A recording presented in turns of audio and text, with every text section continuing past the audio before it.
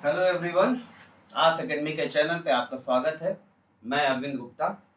आज हम MS set biology 2024 paper 2 का डिस्कशन करेंगे।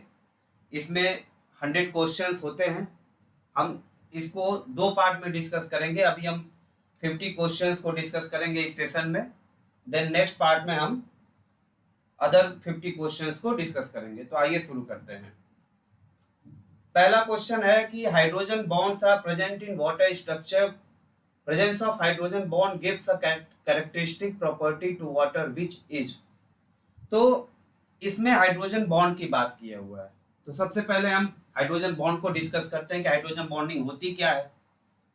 तो hydrogen bonding is a strong type of intermolecular interactions that occurs between hydrogen atom covalently bonded to a highly electronegative atom like oxygen। जैसा हम देखें यहाँ पे कि आपका ये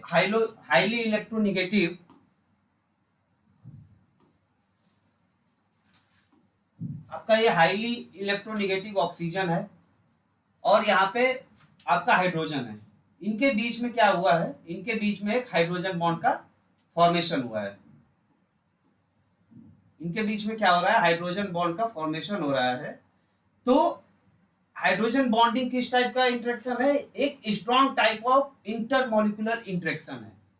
स्ट्रॉन्ग टाइप ऑफ इंटरमॉलिक्यूलर मतलब दो मॉलिक्यूल के बीच में, दो डिफरेंट मॉलिक्यूल के बीच में इंटरेक्शन हो रहा है तो उसको इंटर, अगर ये दो सिमिलर मॉलिक्यूल के बीच में होता तो उसको इंट्रामॉलिक्यूलर इंटरेक्शन बोलते हैं।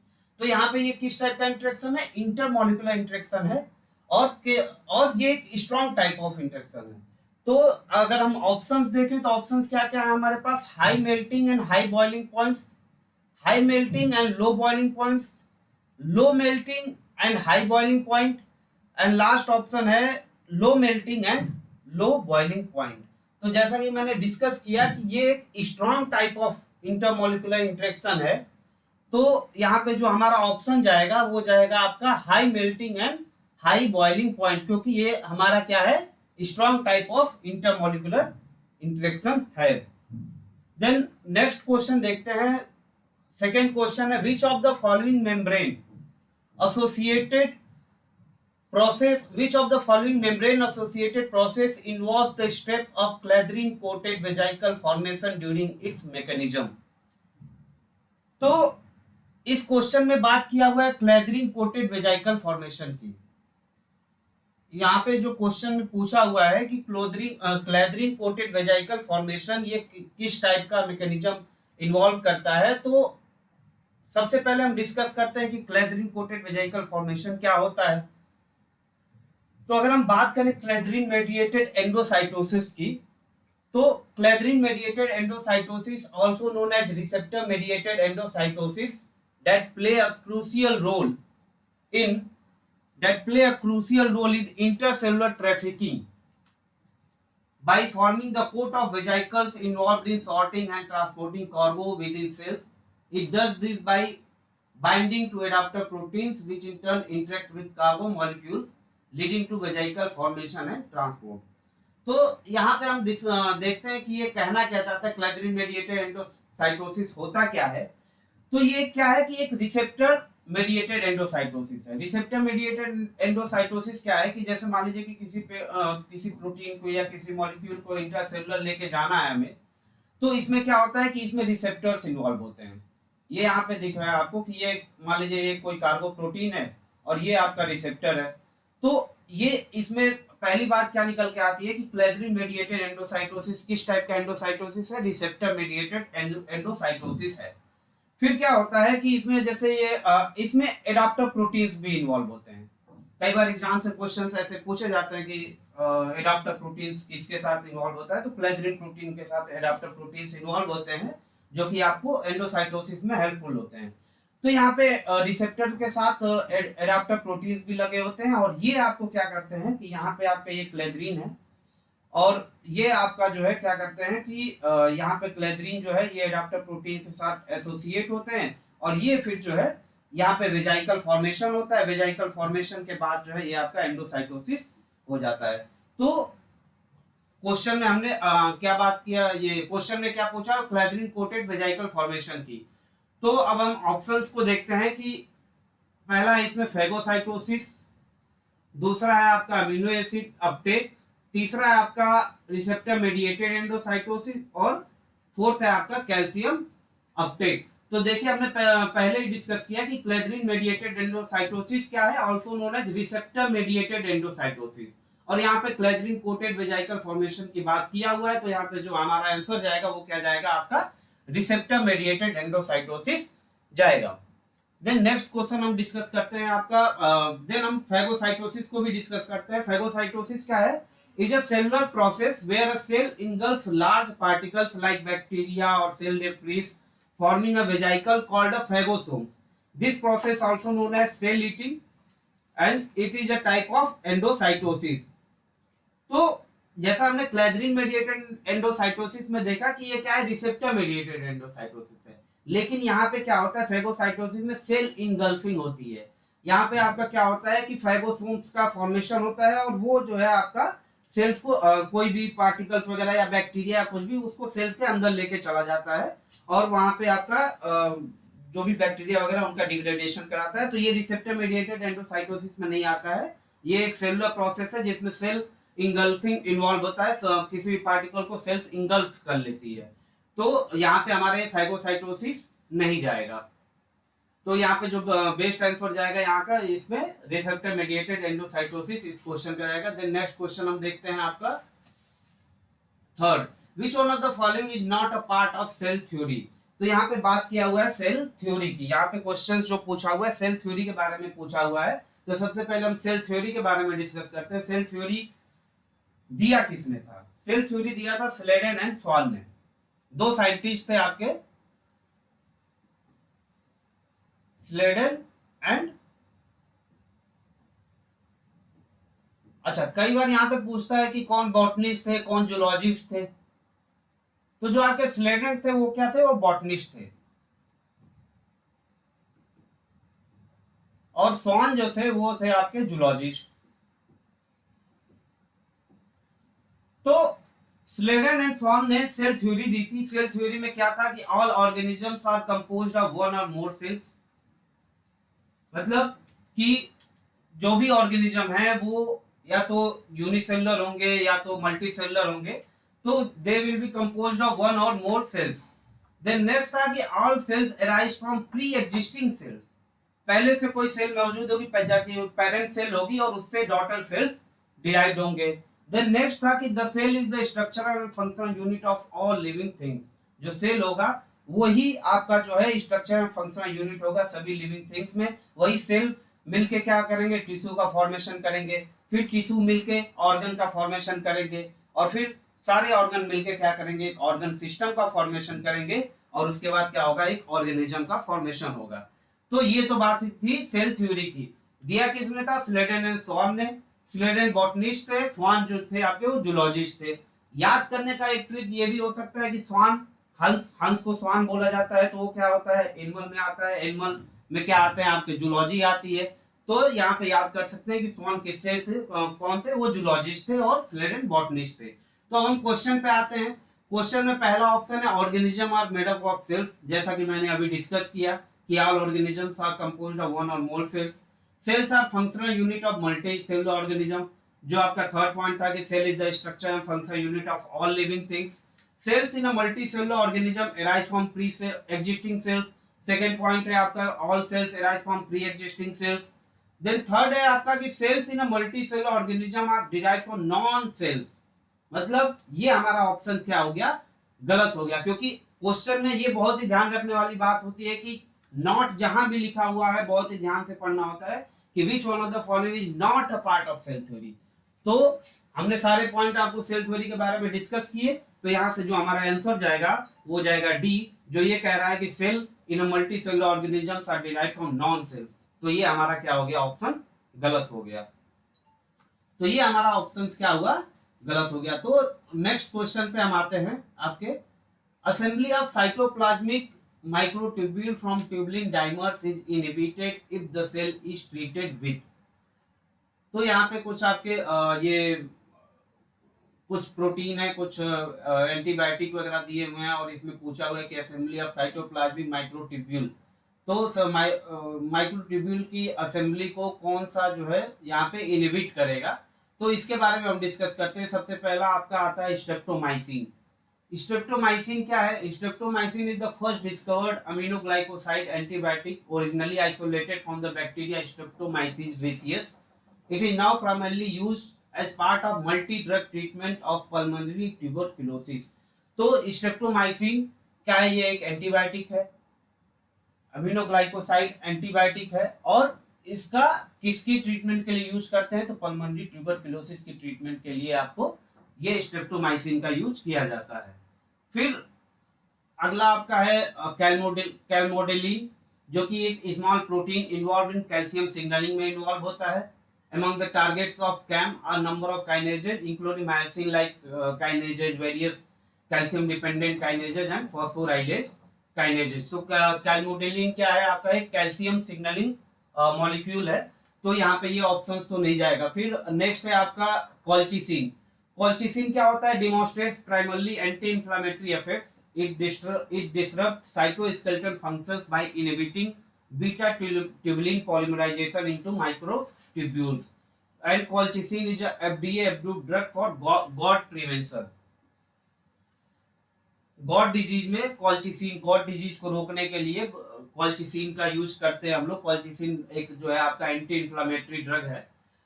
तो इसका ये फंक्शन कैसे करता है? तो ये क्या करता है कि बीटा ट्यूबुलिन जो होते हैं उनको इनके पॉलिमराइजेशन को रोकता है और माइक्रोट्यूब्यूल फॉर्मेशन को डिसरप्ट करता है।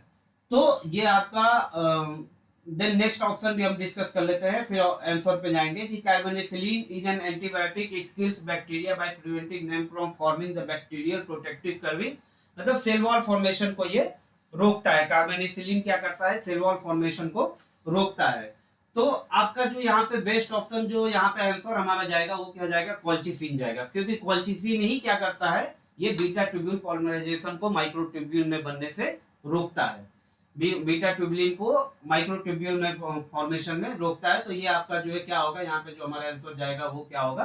कॉल्चिसिन जाएगा। देन नेक्स्ट क्वेश्चन पे आते हैं, प्रोकैरियोट्स में बी कैरेक्टराइज्ड बाय। तो यहाँ पे प्रोकैरियोट्स की कैरेक्टरिस्टिक के बारे में डिस्कस किया हुआ है कि प्रोकैरियोट्स कैसे होते हैं। तो अगर हम प्रोकैरियोट्स की प्रॉपर्टी के बारे में बात करें तो यहाँ पे हम प्रोकैरियोट्स यूकैरियोट दोनों को डिस्कस करेंगे। तो typically 0.2 to 2 mm in diameter and eukaryotic cells are typically 10 to 100 mm in diameter। Nucleus के बारे में अगर हम बात करें तो नो न्यूक्लियर मेम्ब्रेन और न्यूक्लियाई प्रोकैरियोट्स में, एंड यूकैरियोट्स में आपके ट्रू न्यूक्लियस होते हैं consisting of nuclear membrane and nucleoli. इसमें मेम्ब्रेन एंक्लोज्ड ऑर्गेनेल्स जो होते हैं वो एब्सेंट होते हैं, और यूकैरियोट्स में आपके प्रेजेंट होते हैं। जो मेम्ब्रेन एंक्लोज्ड ऑर्गेनेल्स होते हैं वो आपके क्या होते हैं? प्रेजेंट होते हैं। तो अब हम यहाँ पे आंसर के यहाँ पे अगर हम बात करें तो यहाँ पे क्या है कि आपका नो, फिर आपका glycocalyx present as a capsule or slime layer. But अगर हम यूकैरियोट की बात करें तो present in some cells that like a cell wall. तो यहाँ पे जो अगर हम आंसर के बारे में डिस्कस करें तो यहाँ पे जो आंसर ऑप्शंस देखते हैं इसके, तो प्रेजेंस ऑफ न्यूक्लियस और न्यूक्लियाई, सेकेंड है आपका एब्सेंस ऑफ डीएनए, थर्ड है आपका absence of membrane surrounding organelles and presence of membrane around RNA। तो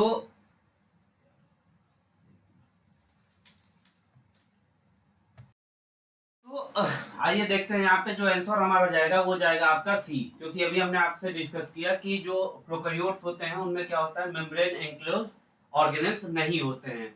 तो यहाँ पे जो पूछा हुआ है कि प्रोकैरियोट्स में भी कैरेक्टराइज्ड बाय व्हाट, तो ये क्या होगा? Absence of membrane surrounding organelles. तो ये आपका ऑप्शन यहाँ पे सही जाएगा। देन नेक्स्ट हम डिस्कस करते हैं 6 नंबर question, the following are the characteristics of which type of transposable element. तो अब हम पहले देखते हैं कि पूरा क्वेश्चन इसमें है कि simplest transposable element found in bacteria that encodes transposase with less than 5 kb in size and with terminal inverted repeats that can transfer DNA directly is। तो यहाँ पे सबसे पहले हम सारे ट्रांसपोजॉन जितने भी ऑप्शंस आपके ट्रांसपोजॉन से दिए हुए हैं इनके बारे में डिस्कस करते हैं, फिर हम आंसर पे आएंगे।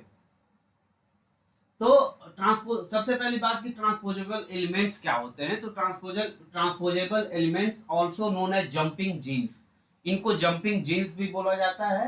And also known as jumping genes are DNA sequences that move from one location to on the genome to another, मतलब जीनोम पे एक लोकेशन से दूसरे लोकेशन पे ये जंपिंग जीन्स जो होते हैं वो आपके क्या हो सकते हैं, मूव कर सकते हैं। और ये इसको सबसे पहले किसने आइडेंटिफाई किया था, तो बारबरा मैकक्लिंटॉक एक साइंटिस्ट थे जिन्होंने ट्रांसपोजेबल जीन को डिस्कवर किया था। देन नेक्स्ट बात आती है इंसर्शन सीक्वेंस एलिमेंट। ये क्या होते हैं, इंसर्शन सीक्वेंस एलिमेंट क्या होते हैं, ये simplest and smallest autonomously mobile genetic elements होते हैं जो कि 700 से 500 बेस पेयर इन साइज होते हैं and are widely distributed in both eukaryotic and bacterial genomes. Most bacterial IS elements are of the DNA type. तो यहाँ पे क्वेश्चन में जो पूछा हुआ है कि in simplest transposable element found in bacteria that encode transposase with less than 5 kb in size। तो हमने अभी डिस्कस किया कि इंसर्शन सीक्वेंस एलिमेंट्स क्या होते हैं, simplest and smallest autonomously mobile genetic element, generally 700 to 5000 base pairs. तो 700 to 5000 base pair, इसका मतलब कि आपका 5 क्या हो जाएगा, 5 kb, 5 किलो बेस पेयर। तो क्वेश्चन में भी यही पूछा हुआ है कि with less than 5 kb in size. तो यहाँ पे जो हमारा आंसर जाएगा वो क्या होगा, आईएस एलिमेंट आपका ये सही होगा। देन कंपोजिट ट्रांसपोजान के बारे में भी डिस्कस कर लेते हैं कि composite transposon are created when two IS element insert near each other and the region between the two IS element can be transposed when the elements act jointly. अगर हम कंपोजिट ट्रांसपोजान की बात करें तो इसमें जो TN10 होता है ये किस टाइप का एग्जांपल है, आपका कंपोजिट ट्रांसपोजान का एग्जांपल है जिसमें दो आईएस एलिमेंट्स होते हैं, आपके इसके टर्मिनल पे दो आईएस एलिमेंट्स होते हैं और इनके बीच में जो ये जीन होता है इसको ट्रांसपोजेज करता है। तो ये आपका कंपोजिट ट्रांसपोजान हो गया। इसमें जो इसका एग्जांपल है वो आपका कौन सा है, TN10। तो कई बार एग्जाम में आपको पूछ देता है कि TN10 एक किस टाइप का ट्रांसपोजान है, तो ये एक आपका क्या है, कंपोजिट ट्रांसपोजान है।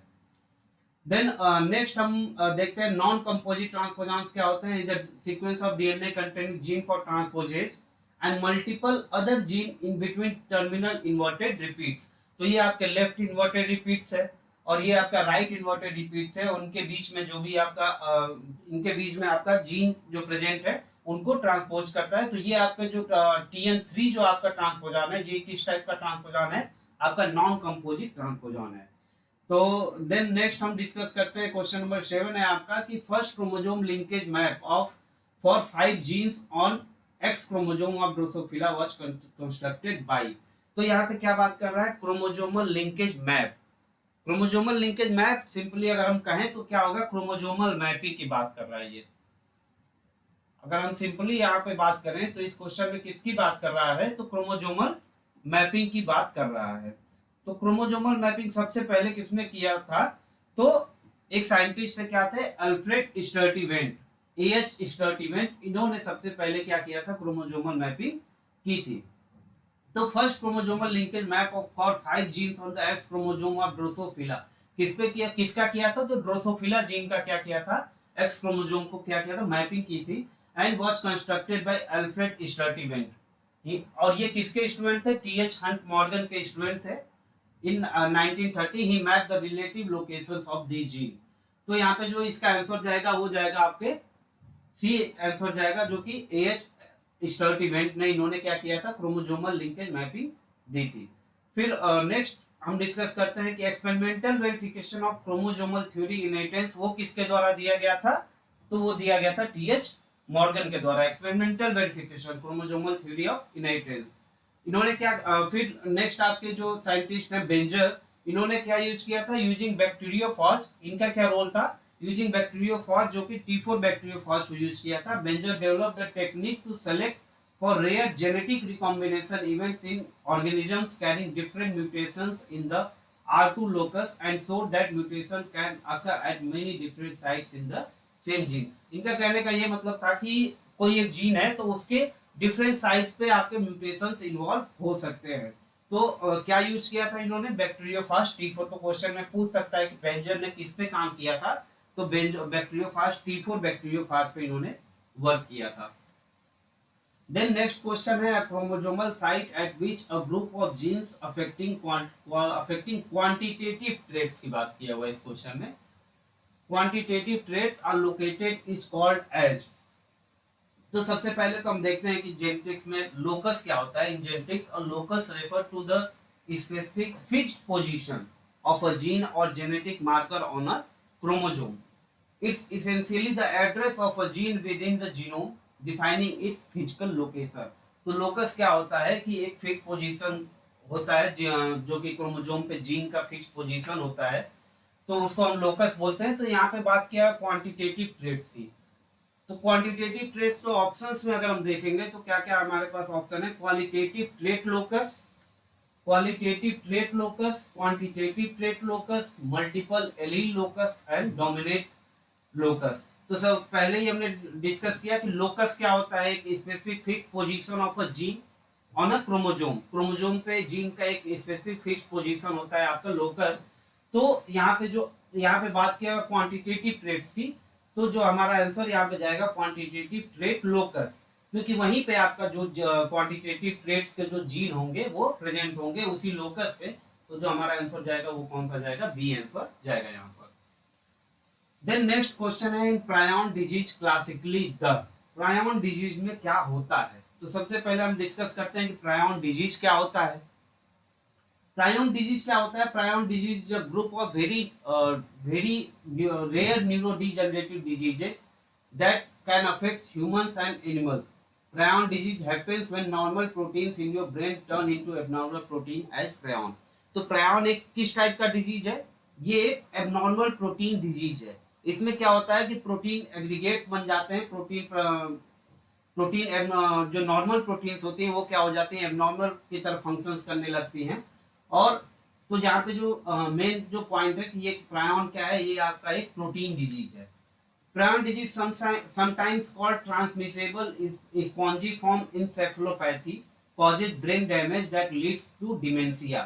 तो ये किस पे अफेक्ट करता है, ब्रेन को डैमेज करता है ये आपको प्रायन में आपका ये इसको हम जो है क्या बोलते हैं, ट्रांसमिसेबल स्पॉन्जिफॉर्म इंसेफेलोपैथी के नाम से भी जानते हैं। और ये क्या करता है, ब्रेन को डैमेज करता है। तो आइए हम आप ऑप्शंस की तरफ देखते हैं कि क्या ऑप्शंस हमारे पास है। तो लीवर बिकम्स एक्सेसिवली एनलार्ज, तो यहाँ पे ये तो नहीं जाएगा। Liver becomes sponge like, liver पे ये कोई इफेक्ट नहीं करता है। Brain ventricles are squeezed and then last option है ब्रेन बिकम स्पॉन्ज लाइक। तो जैसा मैंने अभी डिस्कस किया कि ये क्या है, इसको ट्रांसमिसेबल स्पॉन्जिफॉर्म इंसेफेलोपैथी भी बोला जाता है। तो इसमें क्या होता है, ब्रेन कैसे हो जाते हैं, स्पॉन्ज लाइक हो जाते हैं। तो जो हमारा आंसर जाएगा कि प्रायन डिजीज में क्या होता है, ब्रेन बिकम स्पॉन्ज लाइक। तो आपका डी आंसर सही होगा। देन नेक्स्ट हम बात करते हैं, विच one of the following is not a diversity index of living organism. तो यहाँ पे पूछा हुआ है कि इन ऑप्शंस में कौन सा डाइवर्सिटी इंडेक्स का आपको लिविंग ऑर्गेनिज्म के डाइवर्सिटी इंडेक्स को नहीं इंडिकेट करता है। तो डाइवर्सिटी इंडेक्स क्या होता है, diversity index is a method of measuring how many different types of data set are present, and diversity indices are statistical representation of different aspects of the biodiversity such as richness, evenness or dominance, which are useful simplifications for comparing different communities or sites. तो यहाँ पे ये diversity index की बात किया हुआ है। ये क्या होते हैं कि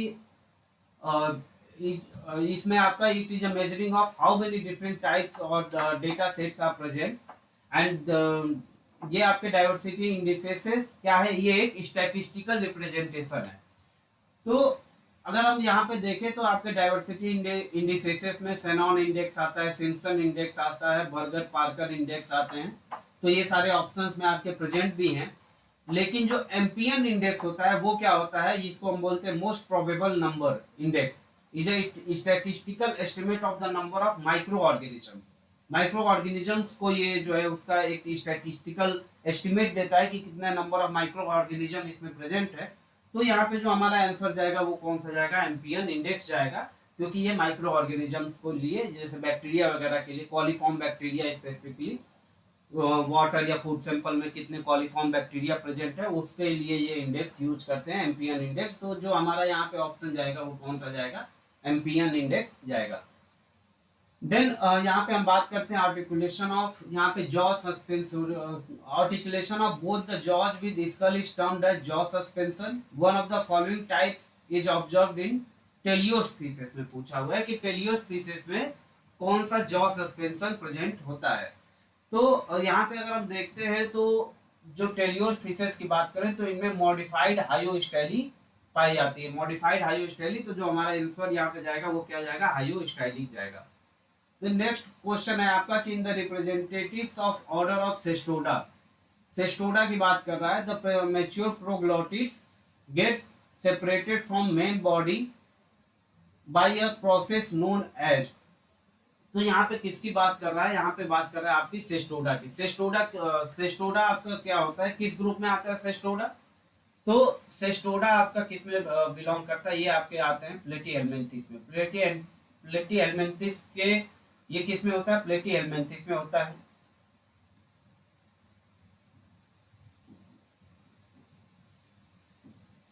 तो सेस्टोडा किस में आपका होता है, प्लेटीहेल्मिन्थेस में आपके आता है। और ऑप्शंस को अगर हम देखें तो apoptosis is the process, apoptosis क्या होता है, apoptosis is the process of program cell death. It is used during early development to eliminate unwanted cells को हटाने के लिए ये जो है यूज करते हैं। For example those between fingers of developing fingers जो होती हैं उनके बीच के जो है उसको सेल्स को डेट करके एक गैप बनाया जाता है। तो इसमें क्या होता है कि those between fingers of developing hand in adult apoptosis is used to get rid of the body of cell, जो सेल्स जो कि हमारे यूज के लिए नहीं होती उनको भी हटाने के लिए। तो ये क्या है, एक प्रोग्राम सेल डेथ है एपोप्टोसिस। जैसे हम यहाँ पे देख रहे हैं कि ये जो है नॉर्मल सेल्स हुई, फिर उसके बाद क्या होता है कि आपका अगर वो सेल्स फंक्शंस करना बंद कर दे रही है या उसमें कुछ प्रॉब्लम होगी तो जो बॉडी होता है, बॉडी अपने बॉडी का एक ऐसा सिस्टम होता है कि वो जो डैमेज सेल्स होती हैं उनको रिमूव करता है एपोप्टोसिस प्रोसेस के थ्रू। देन एपोलाइसिस की बात करें तो एपोलाइसिस क्या होता है, इट अकर्स इन सेस्टोर्स। सेस्टोर्स जो कि प्लेटीहेल्मिन्थेस में बिलोंग करता है, इसमें आपके टेपवर्म्स आते हैं। उसमें क्या होता है कि जो is the process where gravid proglottids, ये जो ग्रेविड प्रोग्लोटिड सेगमेंट्स होते हैं जो कि आपके टेपवर्म्स में पाए जाते हैं। तो जो ग्रेविड प्रोग्लोटिड्स होता है वो detach from the main body, main body से आपका क्या होता है ये हट जाता है। तो and this segment of segments allows for the release of mature eggs which are then able to infect new hosts, continuing the tapeworm life cycle। तो इसमें क्या होता है, जो आपके ग्रेविड प्रोग्लोटिड्स होते हैं, आपके ये जो ग्रेविड प्रोग्लोटिड्स होते हैं इनका क्या होता है, ये सेड ऑफ हो जाते हैं, मतलब गिर जाते हैं। तो यहाँ पे जो हमारा आंसर जाएगा वो कौन सा जाएगा, क्योंकि सेस्टोडा का ही बात किया हुआ है कि सेस्टोडा में क्या होता है कि mature proglottid get separated from the main body. और आपको एपोलाइसिस भी यही होता है कि इसमें क्या होता है, ग्रेविड मैच्योर आपके जो मैच्योर प्रोग्लोटिड और ग्रेविड प्रोग्लोटिड होते हैं वो क्या होते हैं, वो आपके बॉडी से निकल जाते हैं। तो ये जो आपका आंसर यहाँ पे जाएगा वो क्या जाएगा, एपोलाइसिस जाएगा। देन नेक्स्ट है आपका कि taxonomic hierarchy refers to, taxonomic hierarchy की बात किया हुआ है। तो सबसे पहले तो हम टेक्सोनॉमी हायरार्की क्या होता है इसको डिस्कस करते हैं। तो taxonomy hierarchy is the process of arranging various organisms into successive levels of biological classification either in a decreasing or an increasing order from kingdom to species and vice versa। तो जैसे अगर हम यहाँ पे देखते हैं तो ये आपका सबसे पहले डोमेन आ जाता है, फिर kingdom, then phylum, then class, order, family, genus और स्पीसीज। तो कई बार ये ऑर्डर अरेंज करने के लिए भी आपको दिया जा सकता है, क्वेश्चन में पूछ सकता है कि किस ऑर्डर में आपका टेक्सोनॉमी में जो हायरार्की के ऑर्डर पूछ सकता है। तो इसके लिए सिंपल एक याद करने का मैंने जो ट्रिक किया था कि केपी कॉफ जीएस, केपी कॉफ जीएस। तो इसमें केपी कॉफ जीएस में आपका सबसे पहले किंगडम आ जाएगा, फिर आपका फाइलम आ जाएगा, देन सी से क्लास आ जाएगा, ओ से आपका ऑर्डर हो जाएगा, एफ से आपका फैमिली, जी से आपका जीनस और एस से आपका क्या हो जाएगा, स्पीसीज हो जाएगा। तो ये एक ऑर्डर होता है टेक्सोनॉमी में कि सबसे ऊपर आपका डोमेन है।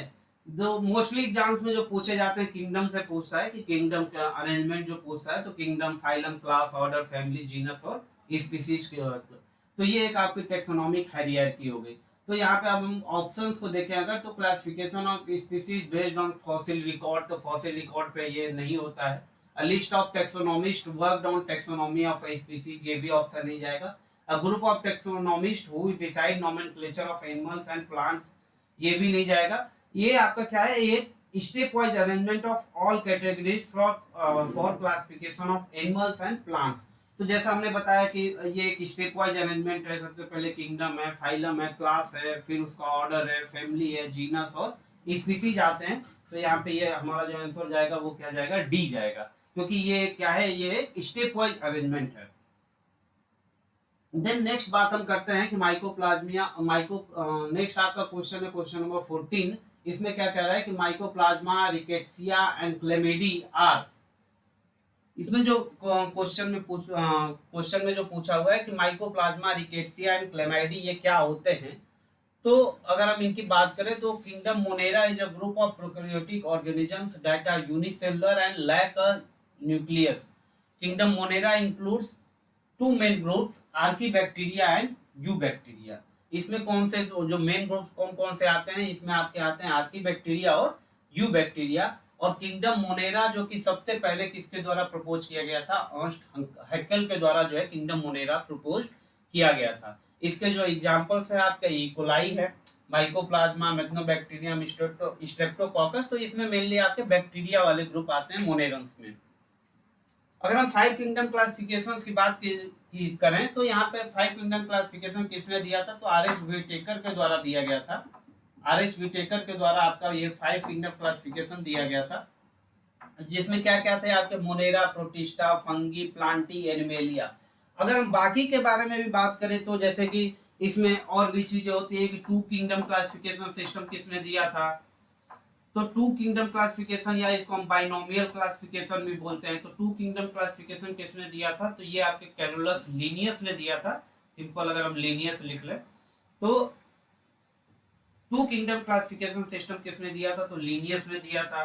फिर 3 किंगडम क्लासिफिकेशन सिस्टम भी पूछ लेता है एग्जाम्स में, तो 3 किंगडम क्लासिफिकेशन सिस्टम किसने दिया था, 3 किंगडम सिस्टम दिया था आपके अर्नस्ट हैकेल ने दिया था।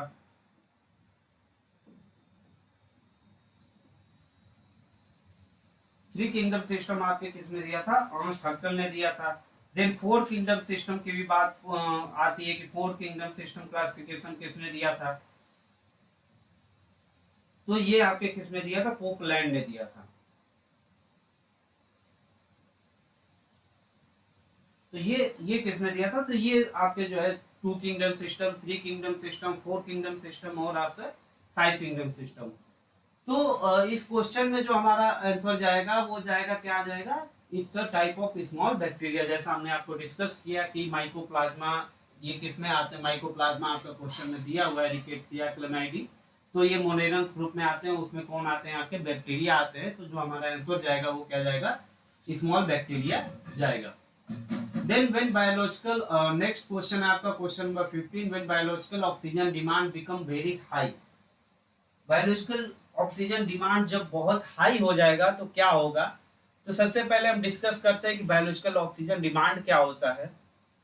तो बायोलॉजिकल ऑक्सीजन डिमांड क्या होता है कि the BOT the amount of dissolved oxygen, the amount of dissolved oxygen that microorganism need to break down organic materials in water।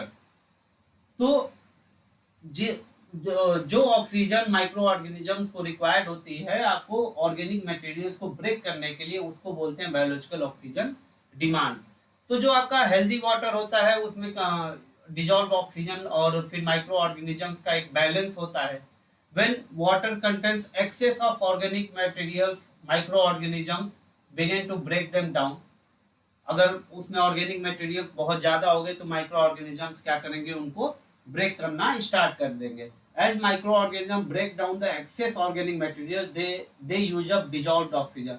जितना ही वो ऑर्गेनिक मटेरियल्स को ब्रेक करेंगे उतना क्या होगा, वो डिजॉल्व्ड ऑक्सीजन को यूज करेंगे एंड हार्म एक्वेटिक लाइफ। तो उससे क्या हो जाएगा, जो एक्वेटिक लाइफ में क्या होगा, ऑक्सीजन का लेवल डाउन चला जाएगा।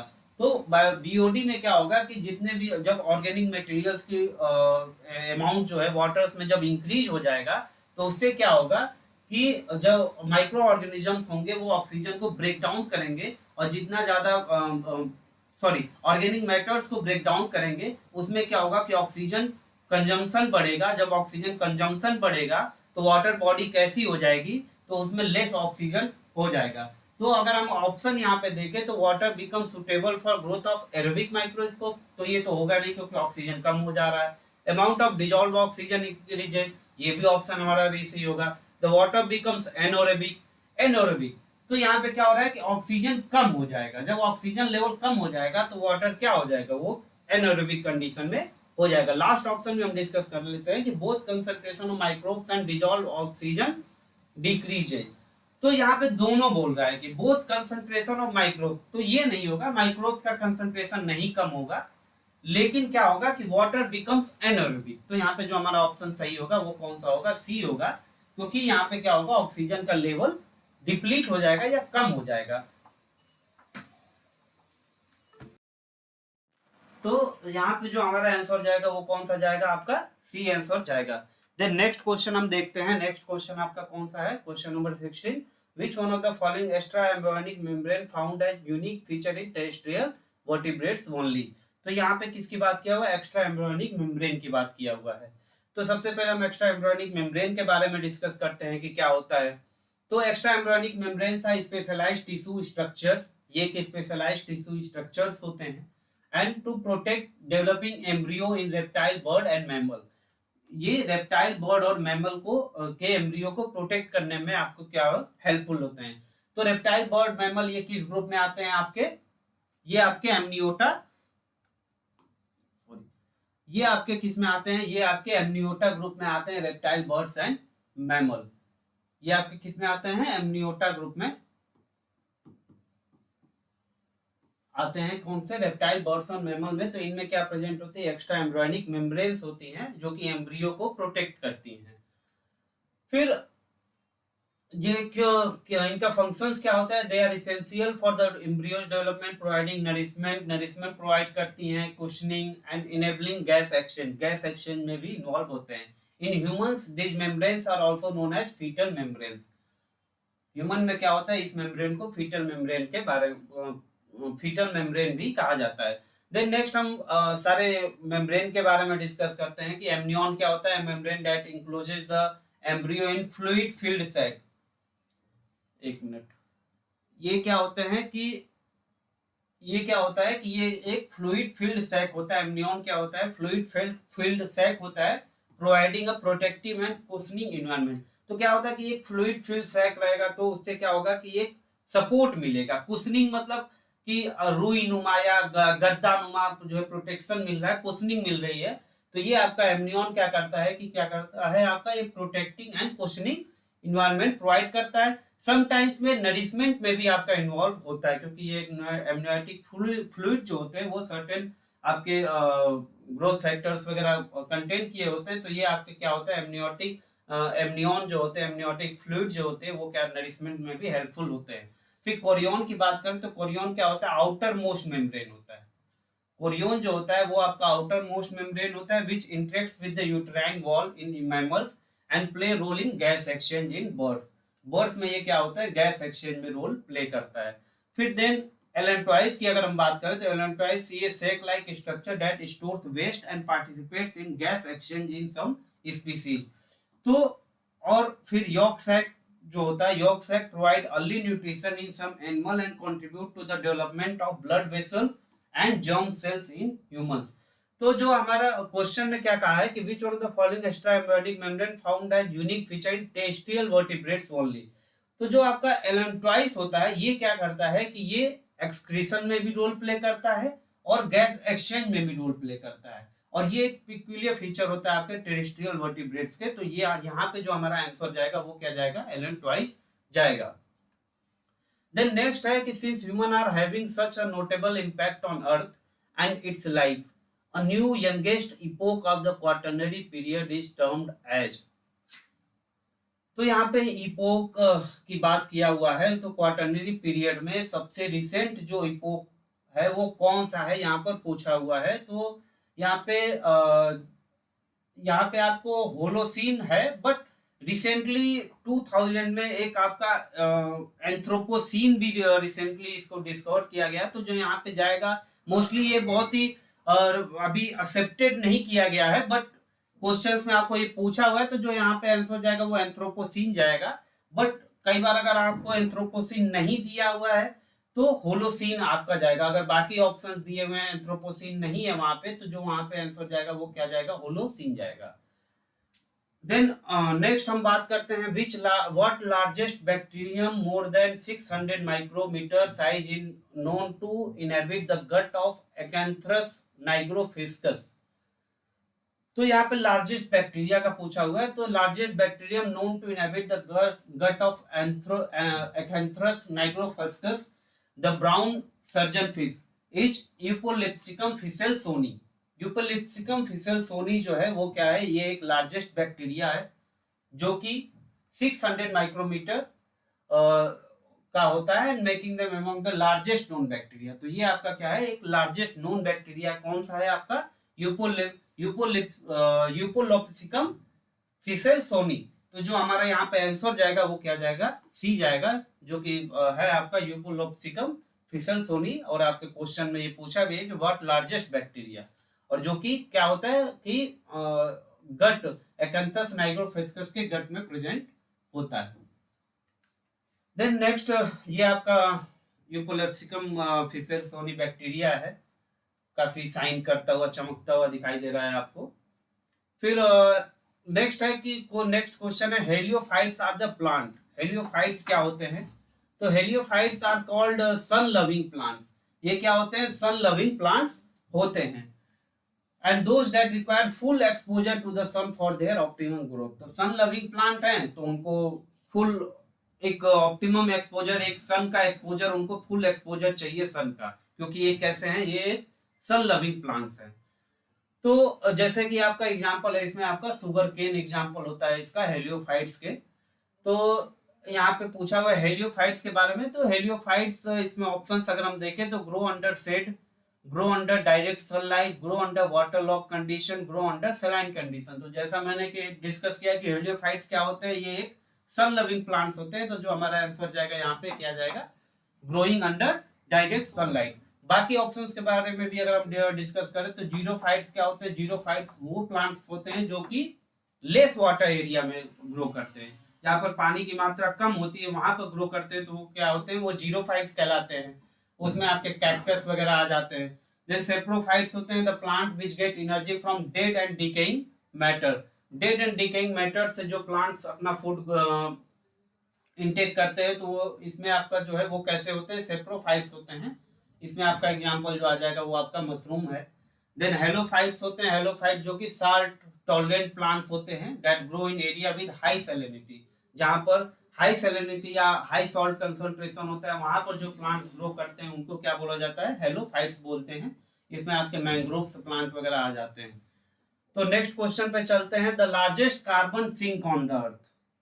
बात कर रहा है कि largest carbon sink, carbon sink जो है अर्थ पे जो है आपका लार्जेस्ट कार्बन सिंक क्या होता है। तो कार्बन सिंक क्या है कि as the planet greatest carbon sink the ocean absorbs excess heat and energy released from rising greenhouse gas emission trapped in the earth system। तो ये लार्जेस्ट कार्बन सिंक की अगर हम बात करें तो ये क्या होते हैं, आपके ओशियंस जो होते हैं वो आपके लार्जेस्ट कार्बन सिंक होते हैं। तो यहाँ पे जो आंसर जाएगा वो क्या होगा, सी जाएगा। ग्रीन हाउस गैसेस की भी अगर हम बात करें तो ग्रीन हाउस गैसेस में आपके जो है CO2 आ जाते हैं, CH4 होते हैं, NTO होते हैं, हाइड्रोफ्लोरोकार्बन जो HFCs वगैरह भी होते हैं, CFC क्लोरोफ्लोरोकार्बन। तो ये सब क्या है, आपके ग्रीन हाउस गैसेस होते हैं। रिसेंटली एक क्वेश्चन में मैंने देखा था कि आपका जो ओजोन भी होता है वो भी क्या होता है, ओजोन भी होता है, ये भी ग्रीन हाउस गैसेस के अंडर में ही आता है। तो कई बार कंफ्यूज करने के लिए एग्जाम्स में ये ऑप्शंस भी डाले जाते हैं। तो ओजोन भी क्या होता है, ये आपका जो है ग्रीन हाउस गैस में ही आता है। तो नेक्स्ट क्वेश्चन है nomenclature is govern by certain universal rules. Which one of the following is contrary to the rules of nomenclature. तो यहाँ पे अगर हम ऑप्शन देखें तो नोमेनक्लेचर मतलब जो डिफरेंट जब जीन या स्पीसीज का हम नोमेनक्लेचर करते हैं तो उनको जो है एक सर्टेन रूल्स बनाया गया है उनके लिए। तो यहाँ पे पूछ रहा है कि contrary to the rules of nomenclature मतलब कि कौन सा जो है नोमेनक्लेचर को रूल्स को इस ऑप्शंस में कौन सा उसके अकॉर्डिंग सही नहीं है। तो first word represents genus and second is the species. तो जनरली जब हम नोमेनक्लेचर करते हैं तो जो हमारा पहला वर्ड होता है वो क्या होता है, वो होता है आपका जीनस। जैसे अगर हम मैग्नीफेरा सॉरी जैसे अगर हम किसी भी इसका ले ले मैंजीफेरा मैग्नीफेरा इंडिका की अगर हम एग्जांपल लेते हैं जो कि आम का एक साइंटिफिक नेम है। तो एक मिनट,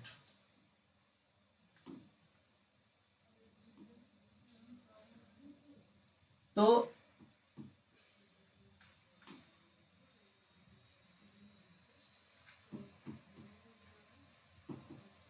जनरली जो पहला लेटर होता है वो आपका कौन सा होता है, जीनस का लिखते हैं। देन दूसरा नाम जो होता है वो उसके स्पीसीज का लिखा जाता है। फिर the name are written in Latin and italicised. जब हम कंप्यूटर वगैरह पे लिखते हैं तो जनरली उसको इटैलिसाइज करते हैं, नहीं तो अगर हम मैनुअली उसको लिख रहे हैं तो उसको हम क्या करते हैं, अंडरलाइन कर देते हैं। तो इसमें and the biological names can be written in any language and when written by hands names are to be underline. जैसा मैंने बताया कि जब हम हैंड से लिखते हैं तो इसको अंडरलाइन किया जाता है जीनस और स्पीसीज को। तो और फिर जो सी ऑप्शन है ये कह रहा है कि biological names can be written in any language. तो ऐसा नहीं है, हम किसी भी लैंग्वेज में नहीं लिख सकते हैं, वो लैटिन लैंग्वेज में ही लिखा जाता है and it must be italicised. तो ये जो हमारा ऑप्शन है, क्योंकि यहाँ पे पूछा है contrary to the nomenclature rules of nomenclature, तो हमारा जो ऑप्शन यहाँ पे सही जाएगा वो कौन सा जाएगा, सी ऑप्शन सही जाएगा। देन पूछ रहा है यहाँ पे नेक्स्ट क्वेश्चन जो कि क्वेश्चन नंबर 22 है, उसमें क्या पूछा हुआ है कि which among the following is functionally more diverse. इनमें से कौन सा फंक्शनली मोर डाइवर्स है, या कहे कि कौन सा ज्यादा फंक्शन को परफॉर्म करता है। तो ऑप्शन है हमारे पास डीएनए, आरएनए, प्रोटीन, लिपिड। सबसे पहले हम अगर हम देखें तो proteins are functionally the most diverse among DNA, RNA, क्योंकि जो प्रोटीन्स होते हैं वो डिफरेंट फंक्शंस को परफॉर्म करते हैं। डीएनए क्या होता है, सिंपल आपका डीएनए क्या करता है कि ये जेनेटिक इंफॉर्मेशन कंटेन किया होता है। डीएनए जो है वो आपका जेनेटिक इंफॉर्मेशन कंटेन करता है, जो कि फिर आरएनए में उसका अगर हम देखें तो ट्रांसक्रिप्शन होता है, उससे आरएनए बनता है। आरएनए से फिर आपका जो आरएनए जो है क्या होता है वो मैसेंजर की तरह काम करता है। तो डीएनए से क्या हुआ, डीएनए से आपका आरएनए बना, और इस आरएनए से क्या बनता है, आपका जो मैसेज कंटेन किया होता है, डीएनए के जो इंफॉर्मेशन को कंटेन किया हुआ था ये आरएनए, यही फिर क्या होता है, ट्रांसलेट होता है किसमें, प्रोटीन। तो बच्चों हम लोग थे क्वेश्चन नंबर 22 पे, जो कि है which among the following is functionally more diverse. तो इसमें अगर हम बात करें तो प्रोटीन्स जो होते हैं वो फंक्शनली मोस्ट डाइवर्स होते हैं, क्योंकि अगर हम बात करें डीएनए, आरएनए की, तो डीएनए क्या होता है कि वो एक जेनेटिक इंफॉर्मेशन कंटेन किया होता है। फिर डीएनए से आरएनए बनता है, ट्रांसक्रिप्शन प्रोसेस के द्वारा जो है क्या होता है कि डीएनए से क्या बनता है, आरएनए बनता है। फिर आरएनए जो मैसेंजर जो मैसेज कंटेन किया होता है उसका ट्रांसलेशन होता है प्रोटीन्स में, और वो प्रोटीन्स जो होते हैं, प्रोटीन्स बनने के बाद क्या करते हैं, डिफरेंट फंक्शंस को परफॉर्म करते हैं। तो proteins are functionally the most diverse among DNA and RNA and proteins and playing a vast array of roles in cellular processes while DNA primarily stores genetic information. जैसा कि मैंने बताया कि DNA क्या करते हैं कि वो एक जेनेटिक इंफॉर्मेशन को कंटेन करते हैं, and RNA act as a messenger and regulator.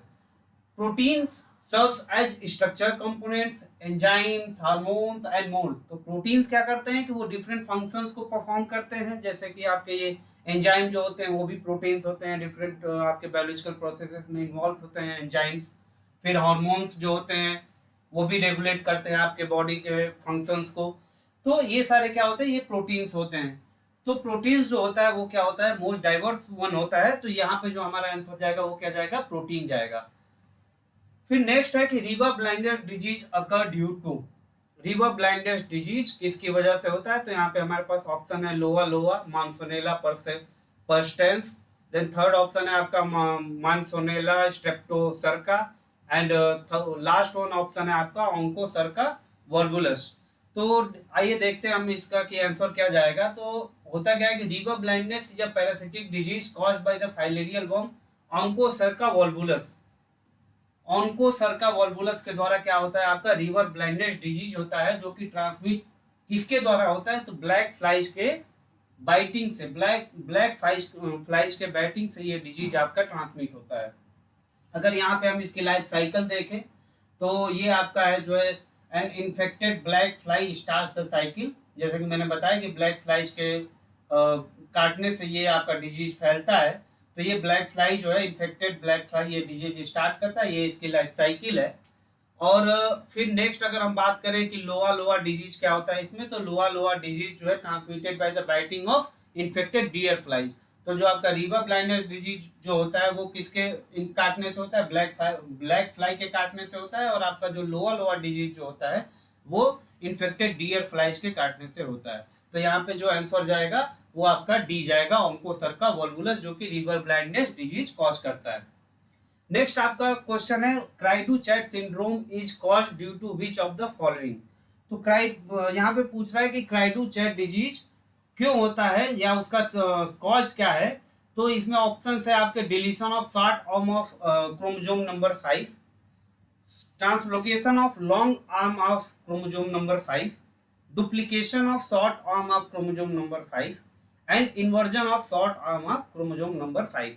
तो जैसा हम लोग इस ऑप्शन में देख रहे हैं कि क्रोमोसोम नंबर 5 सारे ऑप्शन में मिल रहा है, तो ये तो तय है कि क्रोमोसोम नंबर 5 ही इन्वॉल्व है इस डिजीज के या इस सिंड्रोम के होने में। तो अब देखते हैं कि किस वजह से ऐसा होता है, क्या ऐसा क्रोमोसोम नंबर 5 पे ऐसा क्या होता है कि ये डिजीज कॉज करता है, cri du chat syndrome disease cause करता है। तो अगर हम देखें तो क्राइडू चैट सिंड्रोम क्या होता है? Also known as 5p-। तो क्रोमोसोम नंबर 5 के डिलीशन से, माइनस मतलब डिलीशन से ये सिंड्रोम होता है। Is a chromosome condition that result when a piece of chromosome number 5 is missing. Missing मतलब डिलीट हो गया। तो डिलीट हो गया तो इसका मतलब कि ये क्राइडू चैट सिंड्रोम किसकी वजह से होता है? Deletion of chromosome number 5, short arm of chromosome number 5। इसमें होता क्या है? तो जनरली इसमें क्या होता है कि बच्चे का जो रोने का जो रोता है, तो इसमें क्या होता है? हाई पिच हो जाता है, जैसे कि बिल्ली एक रोती है। तो इसीलिए इस डिजीज का नाम कई बार क्राई कैट सिंड्रोम भी बोलते हैं। इस डिजीज को, क्राइडू चैट सिंड्रोम को एक क्राई कैट डिजीज भी बोला जाता है। तो that sounds like a cat. तो कैट की तरह जो है बच्चा रोता है। इस डिजीज में ये सिम्टम्स है, ये आपके दिखाया हुआ है। तो मेन जो याद रखने वाली चीज है कि यहाँ पे किस के डिलीशन से होता है, तो आपके short arm of chromosome number 5 के डिलीशन से होता है, ना कि ट्रांसलोकेशन, डुप्लीकेशन या इन्वर्जन से। तो ये चीज जो इंपॉर्टेंट है कि डिलीशन से ये आपका डिजीज होता है। नेक्स्ट क्वेश्चन है आपका, if the genotype of a husband and a wife are IAIB, how many different genotypes and phenotypes are possible among the blood types of their children। तो यहाँ पे क्वेश्चन है कि IAIB ये ब्लड ग्रुप की बात कर रहा है यहाँ पे। तो जैसा कि हम जानते हैं कि हमारे डिफरेंट ब्लड ग्रुप होते हैं, AB O positive, O blood group. तो ये जो है different types of blood group जो हमारे बॉडी में प्रेजेंट होते हैं, या इतने डिफरेंट टाइप्स के ब्लड ग्रुप के ऑर्गेनिजम्स पाए जाते हैं। तो अगर ये बोल रहा है कि एक पेरेंट्स है जो कि हस्बैंड वाइफ है, जिनका जो जीनोटाइप है वो है IA और IB। तो ये बोल रहा है क्वेश्चन में कि how many different genotypes and phenotypes are possible among the blood types of their children. तो अगर हम यहाँ पे देखें तो एक कंडीशन तो एक ये हो सकती है कि IA हो सकती है, दूसरा कंडीशन जो हो सकता है वो IB हो सकता है, तीसरा जो कंडीशन पॉसिबल है वो है आपका IAIB। तो अगर हम देखें यहाँ पे तो 3 जीनोटाइप और 3 फिनोटाइप पॉसिबल है। 3 जीनोटाइप और 3 फिनोटाइप पॉसिबल है। ये क्वेश्चन लेकिन हमें ऑप्शन ऐसा कुछ मिल नहीं रहा है, ये क्वेश्चन थोड़ा सा डाउटफुल है, क्योंकि अगर ये कंडीशन होती है आपके पास की सॉरी, अगर इसमें एक कंडीशन होता आई ए आई बी और एक और पेरेंट होता जो कि आई ए आई होता, तब हमारे पास जो कंडीशन होती कि फोर्थ जीनोटाइप पॉसिबल होते, क्योंकि एक आपका जाता आई ए और एक आपका जाता आई ए आई बी, और जो एक आपका कंडीशन जाता वो जाता आपका आई बी, और एक जो है आपका जाता आई ए आई। तो ये कंडीशन पॉसिबल थे, तो यहाँ पे जो क्वेश्चन मुझे डाउटफुल लग रहा है। नेक्स्ट हम डिस्कस करते हैं कि maternal characteristics are inherited through cytoplasmic inheritance also, one of the following organelle is involved in. तो यहाँ पे बात कर रहा है किसकी, मैटरनल पॉइंट अगर देखें तो क्वेश्चन में मैटरनल कैरेक्टरिस्टिक्स, और मैटरनल कैरेक्टरिस्टिक्स का ट्रांसफर साइटोप्लाज्मिक इनहेरिटेंस के केस में होता है। तो ये पूछ रहा है कि साइटोप्लाज्मिक इनहेरिटेंस में कौन सा ऑर्गेनेल इन्वॉल्व होता है। तो अगर हम ऑप्शंस देखें तो यहाँ पे हमारे पास ऑप्शन है माइटोकॉन्ड्रिया, गोल्जी बॉडी, लाइसोसोम्स और एंडोप्लाज्मिक रेटिकुलम। तो सबसे पहले हम डिस्कस करते हैं कि मैटरनल इनहेरिटेंस क्या होता है। Maternal inheritance refers to the transmission of genetic traits और characteristics from mother to her offspring through mitochondrial DNA which is exclusively acquired from the ovum during the fertilization. तो maternal inheritance आपका क्या होता है कि यहाँ पे आपका जो भी जेनेटिक इंफॉर्मेशन या जो भी कैरेक्टरिस्टिक ट्रांसफर होता है वो किससे होता है, मदर टू ऑफस्प्रिंग होता है, फादर टू ऑफस्प्रिंग इसमें नहीं होता है। यहाँ पे क्या होता है, मैटरनल इनहेरिटेंस में आपका जो साइटोप्लाज्मिक इनहेरिटेंस होता है वो मदर टू ऑफस्प्रिंग ट्रांसफर होता है।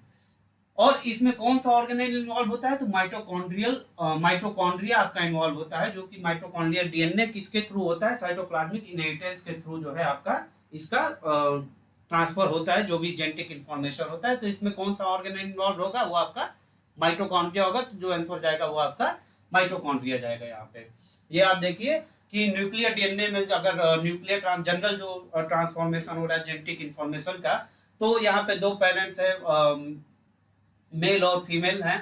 तो इनमें जो है सब में जो है आपका क्या हो रहा है कि कुछ कैरेक्टर्स मेल पेरेंट्स से हो रहे हैं, कुछ कैरेक्टर्स आपके फीमेल पेरेंट्स से ट्रांसफर हो रहे हैं। तो यहाँ पे ये एक न्यूक्लियर डीएनए इन्वॉल्व है। लेकिन अगर हम बात करें माइटोकॉन्ड्रियल डीएनए की, तो यहाँ पे क्या हो रहा है कि सिर्फ मैटरनल लीनिएज से ही ट्रांसफर हो रहा है। जैसे यहाँ पर देखें, यहाँ भी मेल पेरेंट फीमेल पेरेंट से ही आपका ट्रांसफर हो रहा है कैरेक्टर, इस केस में भी फीमेल पेरेंट से ही ट्रांसफर हो रहा है। तो यहाँ पे क्या हो रहा है कि फीमेल पेरेंट से ही जो है आपका मतलब मैटरनल पेरेंट से ही, मैटरनल से ही आपका जेनेटिक ट्रांसफॉर्मेशन हो रहा है।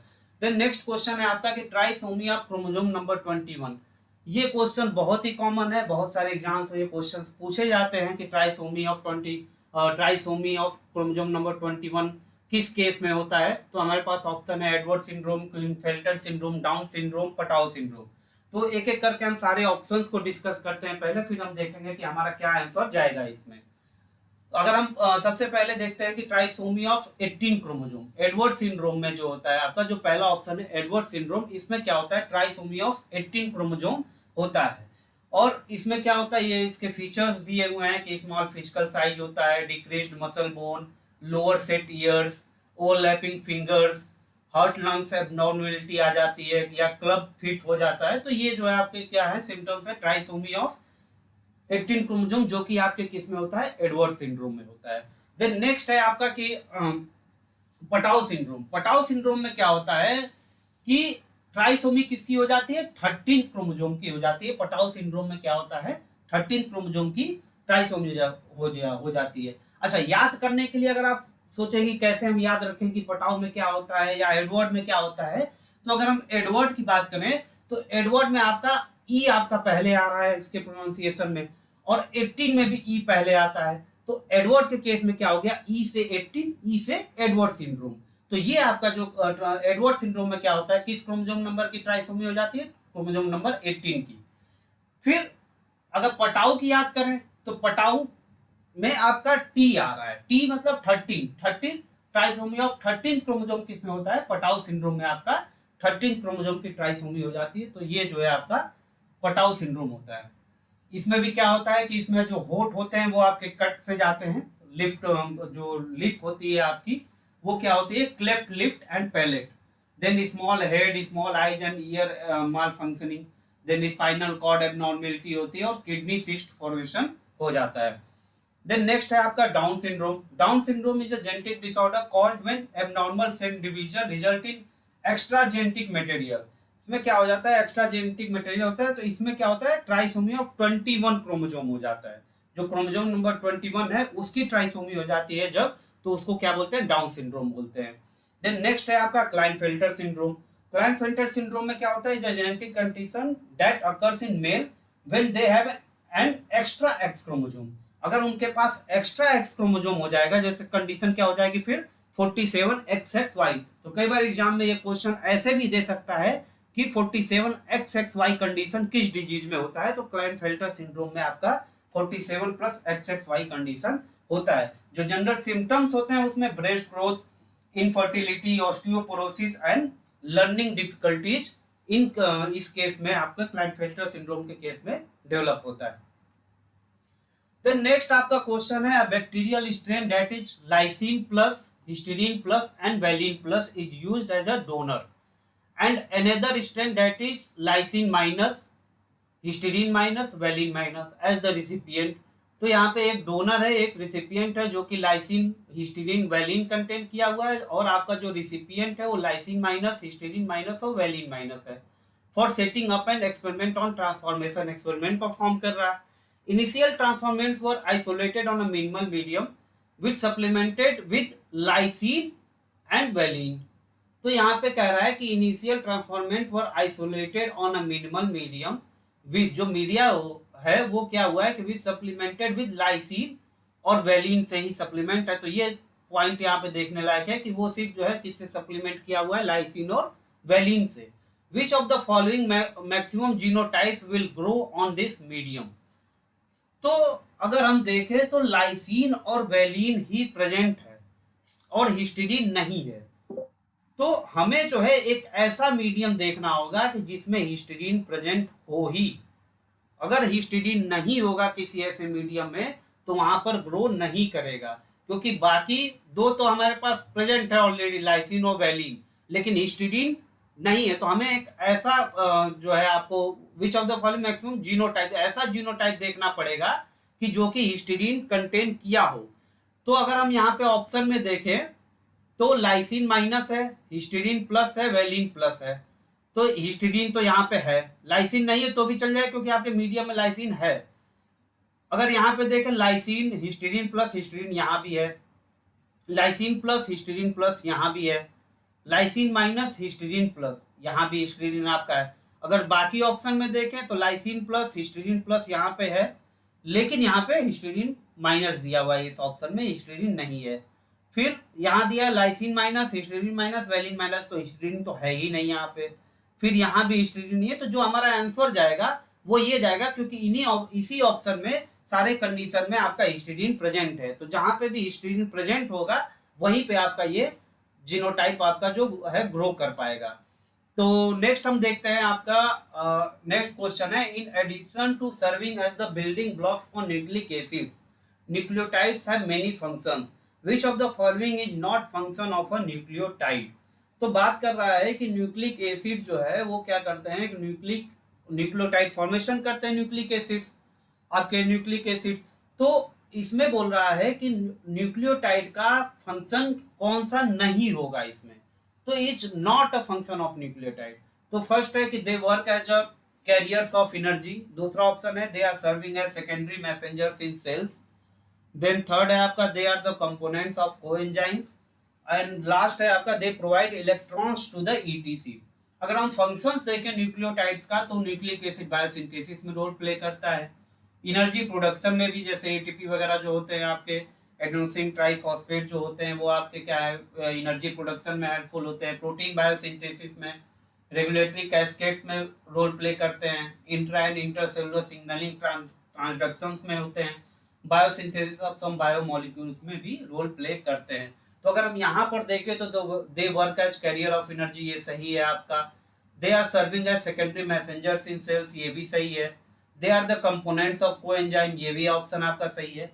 They provide electrons to the ETC, तो न्यूक्लियोटाइड ये फंक्शन रोल प्ले नहीं करते हैं, तो यहाँ पे जो हमारा जाएगा कि ये आपका गलत है, तो यहाँ पे जो आपका आंसर जाएगा वो कौन सा जाएगा, डी जाएगा। They provide electrons to the ETC, ये स्टेटमेंट आपका गलत है, तो यहाँ पे जो आंसर जाएगा वो डी जाएगा। नेक्स्ट है आपका कि a DNA sample contains 30% adenine on molar basis, what will be the percentage of cytosine. तो ऐसे क्वेश्चंस में आपका क्या होता है कि चारगाफ रूल अप्लाई होता है। चारगाफ रूल क्या होता है, चारगाफ रूल जो होता है वो है कि आपका जितने एडेनिन होंगे उतना आपका जो है क्या होगा, थाइमीन होगा, और जितने ग्वानिन होंगे उतने आपके साइटोसिन होंगे। मतलब purine equal to pyrimidine। Purine में आपके क्या होते हैं, प्यूरिन जो होते हैं आपके जो है कौन कौन से होते हैं, प्यूरिन प्यूरिन आपके प्यूरिन होते हैं, एडेनिन और ग्वानिन आपके प्यूरिन होते हैं, और आपके जो है थाइमिन, साइटोसिन और यूरेसिल ये आपके क्या होते हैं, ये pyrimidine होते हैं। तो अगर इस कंडीशन से हम देखें तो ये कह रहा है कि कंटेस्ट 30% ऑफ एडेनिन, 30% एडेनिन है इसके पास। तो इसका मतलब कि अगर हमने बोला कि एडेनिन इक्वल टू थाइमिन, अगर इसके पास 30% एडेनिन है तो क्या होगा कि 30% थाइमिन भी होगा, 30% आपका क्या होगा, थाइमिन भी होगा। तो 60% तो इन्होंने ले लिया, अब बचा आपका कितना, 40%। जो 40% आपका बचा, तो अब उस 40% में से कौन कौन से होंगे आपके, गुआनिन और साइटोसिन। तो पूछ रहा है कि what will be the percentage of cytosine. तो 40% में भी फिर आगे हमने बोला कि गुआनिन इक्वल टू कितना, साइटोसिन। तो जो रिमेनिंग बचा आपका 40% में से, तो ये जो है अगर हम ऑप्शन देखें तो यहाँ पर अगर बाकी ऑप्शंस को देखें तो एलिमिनेट भी कर सकते हैं कि 30-30 तो 60%, जबकि 40% में से ही अब हमें हाफ करना है। तो इसके अकॉर्डिंग अगर जो हमारा आंसर जाएगा तो वो कितना जाएगा, 20% आपका गुआनिन हो जाएगा और 20% आपका साइटोसिन हो जाएगा।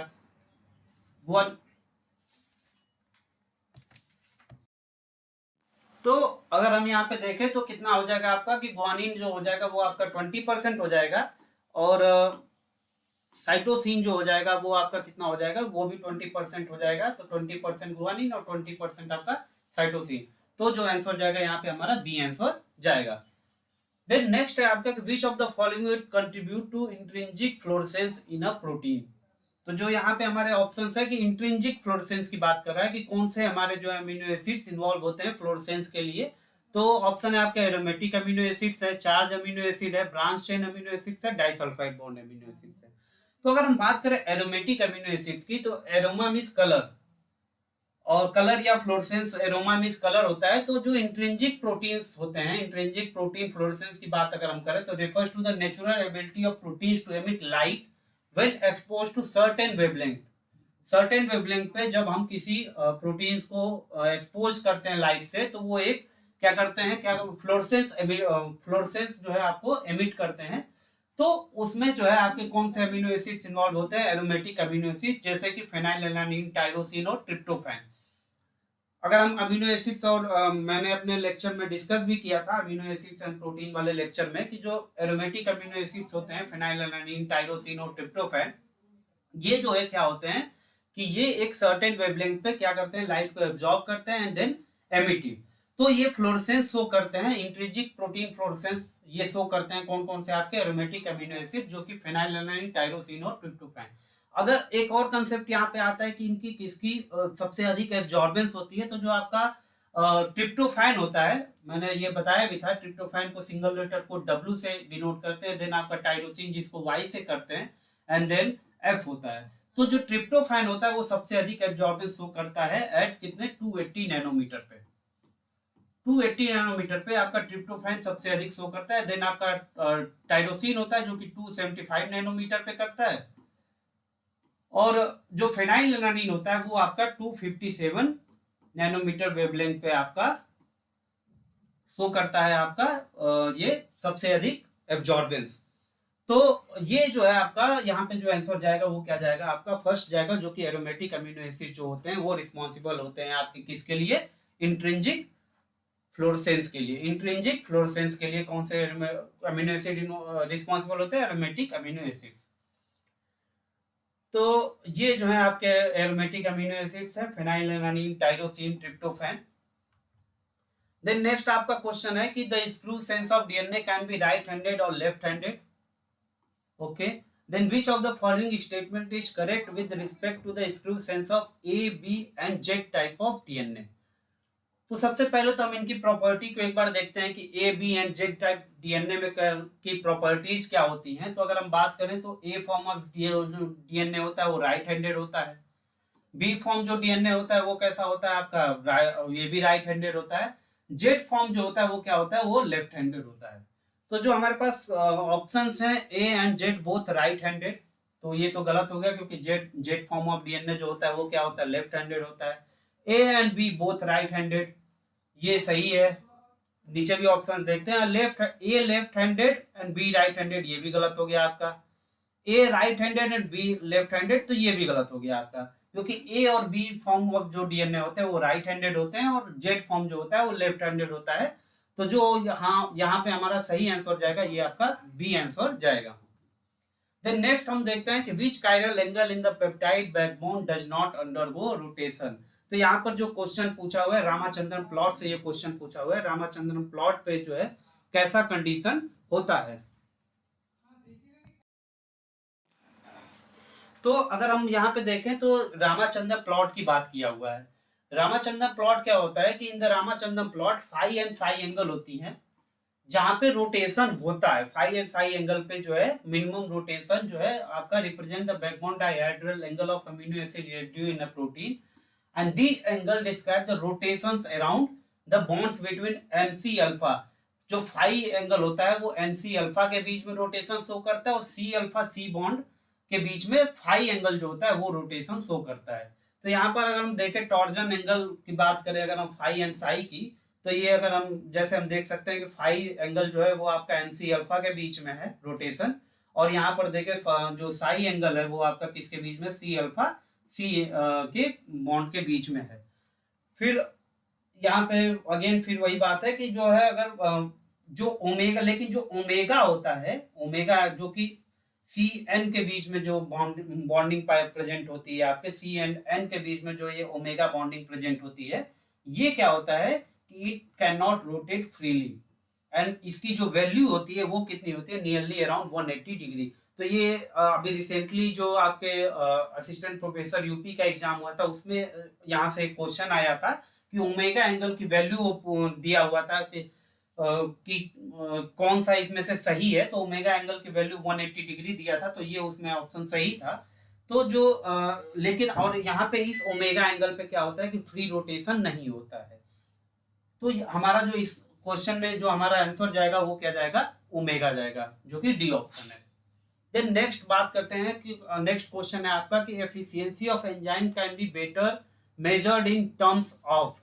तो एंजाइम की एफिशिएंसी किस इक्वेशन के द्वारा मेजर किया जाता है. तो यहाँ पर अगर हम बात करें एंजाइम एफिशिएंसी की, तो इन एंजाइम काइनेटिक्स के catalysis by KM represents the catalytic efficiency of an enzyme. तो जो के कैटालिसिस बाय केएम होता है वो जो है किसी भी एंजाइम की एफिशिएंसी को क्या करता है, वो इंडिकेट करता है. तो यहाँ पे जो हमारा आंसर जाएगा वो क्या जाएगा, के कैटालिसिस बाय केएम.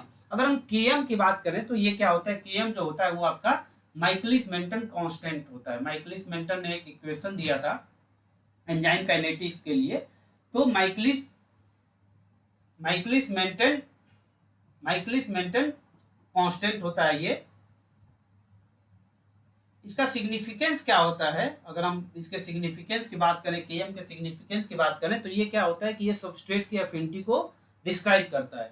अगर केएम की वैल्यू ज्यादा है तो एंजाइम की क्या होता है, ये रेसिप्रोकली होता है. मतलब ये जो है क्या होता है कि अगर केएम की वैल्यू ज्यादा है तो एंजाइम की जो एफिनिटी सबस्ट्रेट को लेके है वो क्या होगी, वो कम होगी. अगर केएम की वैल्यू कम है तो एंजाइम की सबस्ट्रेट के लिए एफिनिटी क्या होगी, वो ज्यादा होगी. तो यहाँ पे ये जो है केएम का हमने बात किया कि माइकलिस मेंटन कांस्टेंट होता है ये, और ये क्या शो करता है, ये सबस्ट्रेट की एफिनिटी को शो करता है. नेक्स्ट आपका है कि what is the resultant pH of a phosphate buffer made by mixing NaH2PO4 and 0.2 molar Na2HPO4. तो इसके लिए जो एक फॉर्मूला होता है, एक इक्वेशन है आपका हेंडरसन हेसलबैक इक्वेशन. एंडरसन एसनबर्ग इक्वेशन जो पीएच कैलकुलेट करने के लिए हम लोग यूज करते हैं, इसमें आपका बेस और एसिड की वैल्यू पुट करते हैं। तो अगर हम उसके अकॉर्डिंग अगर हम सॉल्व करेंगे इस इक्वेशन को, तो यहाँ पे जैसे पीएच पीके की जो वैल्यू दिया है वो आपके 6.86 दिया है, log plus log base upon acid की वैल्यू जो है 0.2 मोलर है, तो ये तो आपका कट जाएगा, ये वैल्यू कट जाएगी। तो जो पीएच यहाँ पे आएगा वो क्या आएगा 6.86। तो हमारे जो सेकेंड ऑप्शन है वो क्या है, सेकेंड 6.86। तो जो इसका आंसर जाएगा वो 6.86 जाएगा। देन नेक्स्ट है आपका कि protein mixture contains 3 polypeptides A B and C whose masses are 63, 28 and 79 with pi value of 6.5, 7.0 and 8.0 respectively were subjected to standard reducing HDS page के थ्रू वो रन कर रहा है। And the order of their separation, तो ये पूछ रहा है कि उनका ऑर्डर ऑफ सेपरेशन क्या होगा, ए बी और सी अमीनो जो पॉलीपेप्टाइड है, ये अगर हम इनको रन कर रहे हैं एचडीएस पेज में तो उनका ऑर्डर ऑफ सेपरेशन क्या होगा, इस क्वेश्चन में पूछा जा रहा है। तो एचडीएस पेज में जनरली क्या होता है कि जो हम एचडीएस यूज करते हैं, सोडियम डोडेसिल सल्फेट होता है, ये क्या करता है कि सब पे सारे प्रोटीन पे ये क्या करता है, एक यूनिफॉर्म निगेटिव चार्ज प्रोवाइड कर देता है। तो जब यूनिफॉर्म निगेटिव चार्ज सब पे निगेटिव चार्ज हो गया, तो अब सेपरेशन क्या होगा, वो मॉलिक्यूलर वेट के बेसिस पे सेपरेशन होगा। तो एचडीएस पेज में जो सेपरेशन होता है प्रोटीन्स या पेप्टाइड्स का, वो किसके बेसिस पे होता है, वो आपके मॉलिक्यूलर वेट के बेसिस पे होता है। तो जिसका मॉलिक्यूलर वेट आपका क्या होगा कि सबसे कम होगा, जिसका मॉलिक्यूलर वेट सबसे कम होगा वो क्या होगा, वो सबसे नीचे होगा, और जिसका मॉलिक्यूलर वेट ज्यादा होगा वो ऊपर में होगा। तो अगर हम सेपरेशन देखें तो हाइयर मॉलिक्यूलर वेट का जो आपका जो भी पॉलीपेप्टाइड या प्रोटीन होगा वो कहाँ पे होगा, आपका ऊपर होगा, और जो लो मॉलिक्यूलर वेट वाले होंगे वो नीचे, आपके जल्दी वो सेपरेट होके नीचे आ जाएंगे। तो यहाँ पर अगर हम देखें तो जो बी है वो सबसे कम मॉलिक्यूलर वेट का है, फिर उसके बाद ए है, फिर आपके बाद उसके बाद सी है। तो जो यहाँ पे सीक्वेंस जाना चाहिए हमारा कि ये क्या बोल रहा है, फ्रॉम टॉप टू बॉटम की बात कर रहा है। यहाँ पे बहुत ही ध्यान देने वाली बात है कि ये टॉप टू बॉटम दिया हुआ है क्वेश्चन में। कई बार क्वेश्चन में बॉटम टू टॉप दे देगा, तो क्वेश्चन सॉल्व करते टाइम हमें ध्यान देना है कि क्वेश्चन में पूछ क्या रहा है। तो यहाँ पे जो पूछा है कि टॉप टू बॉटम, तो टॉप टू बॉटम अगर हम देखेंगे तो सबसे टॉप पे आपका कौन सा रहेगा, सी रहेगा, क्योंकि मैंने बताया कि हाइयर मॉलिक्यूलर वेट का जो प्रोटीन होगा वो ऊपर में रहेगा, और सबसे पहले जो सेपरेट होगा जो नीचे में रहेगा वो लो मॉलिक्यूलर वेट का रहेगा। तो टॉप टू बॉटम की अगर बात करें तो सी आपका सबसे ऊपर में रहेगा, देन आपका आएगा ए, एंड देन आपका आएगा बी। तो अगर हम देखें तो यहाँ पे सी ए एंड बी, जो डी ऑप्शन है वो है सी एंड बी, तो ये आपका सही जाएगा। तो ये आपका एचडीएस पेज के बारे में है। देन नेक्स्ट है कि geographically variable species often divided into subspecies is refer to as. तो इसमें जो आता है कि क्या होता है कि जो ये बात कर रहा है कि geographically variable species often divided into many sub species. Many मतलब क्या होगा कि मेनी मतलब पॉली, पॉली जो सब होता है, पॉली का मतलब जो होता है वो मेनी। तो यहाँ पे जो ऑप्शन देखेंगे तो जो ऑप्शन डी है उसमें पॉलीटिपिक स्पीसीज की बात किया हुआ है, तो जो हमारा यहाँ आंसर जाएगा वो डी जाएगा। अगर हम पॉलीटिपिक स्पीसीज की बात करें तो वो क्या होता है कि polytypic species is a species divided into two or more geographically distinct subspecies। Geographically two और मोर डिफरेंट सब स्पीसीज में डिवाइड हो जाते हैं, ये क्या होते हैं, वो होते हैं आपके पॉलीटिपिक स्पीसीज होते हैं। This subspecies are characterised by differences in morphology, behaviour और जेनेटिक्स। तो ये वेरी करते हैं, लेकिन ये क्या होते हैं कि आपके ये जो है कोई स्पीसीज है डिवाइड करके डिफरेंट सब स्पीसीज में डिवाइड हो गई, तो वो क्या होंगे, वो आपके पॉलीटिपिक स्पीसीज होंगे। अगर हम वही बात करें मोनोटिपिक स्पीसीज की, तो दे does not have any sub species. तो इनके मोनोटिपिक स्पीसीज जो होते हैं उनके पास कोई आपके क्या होते हैं कि इनकी कोई सब स्पीसीज नहीं होती है। तो जो हमारा यहाँ पे आंसर जाएगा वो आपका पॉलीटिपिक स्पीसीज जाएगा। देन नेक्स्ट है आपका कि first fossil record of vascular plant appeared in which period. तो जैसे अगर हम देखें यहाँ पे, तो ये हमने चार्ट दिखाया हुआ है, तो यहाँ पर अगर हम देखें तो सिल्यूडियन पीरियड में फर्स्ट वेस्कुलर लैंड प्लांट आपके डेवलप हुए थे। ये आप जो है अगर देखें तो यहाँ पे क्रिटेशियस में फर्स्ट फ्लावरिंग प्लांट थे, फर्स्ट प्राइमेट भी आपके क्रिटेशियस पीरियड में आए। तो ऐसे जो है डिफरेंट आपका ये दिया हुआ है, आप इसको नोट बना सकते हैं यहाँ से। तो यहाँ पे जो आंसर जाएगा वो आपका जाएगा सिल्यूरियन जाएगा, फर्स्ट ऑप्शन आपका यहाँ पे सही होगा। नेक्स्ट है आपका कि इंक्लूसिव फिटनेस रेफर्स टू, यहाँ पे इंक्लूसिव फिटनेस की बात किया हुआ है। तो सबसे पहले हम डिस्कस करते हैं कि इंक्लूसिव फिटनेस क्या होती है। तो अगर हम बात करें तो inclusive fitness is a conceptual framework in evolutionary biology first defined by W D. Hamilton. तो कई बार ये क्वेश्चन पूछ दिया जाता है कि इंक्लूसिव फिटनेस टर्म किसने दिया था या ये हाइपोथेसिस किसने दी थी। तो डब्ल्यू.डी. हैमिल्टन ने 1964 में इंक्लूसिव फिटनेस के बारे में बताया था। देन नेक्स्ट है आपका कि inclusive fitness encompasses both direct and indirect fitness. Inclusive fitness includes action an individual takes to increase both its own fitness and the fitness of others that carry the same genes. मतलब अपना fitness तो बढ़ाता ही बढ़ाता है, others का भी fitness को बढ़ाता है जो कि उसके जीन को कैरी करते हैं। तो यहाँ पे जो हमारा आंसर जाएगा, क्या क्या ऑप्शन है, reproductive success of an individual, ये तो बात होगी नहीं, reproductive success of an individual along with its neighbour reproductive success. फिर थर्ड ऑप्शन है reproductive success of an individual along with its relative reproductive success and reproductive success of an individual and it's partner. तो यहाँ पे जो मैंने discuss किया कि inclusive fitness में क्या होता है कि बहुत इनडायरेक्ट और डायरेक्ट फिटनेस होता है।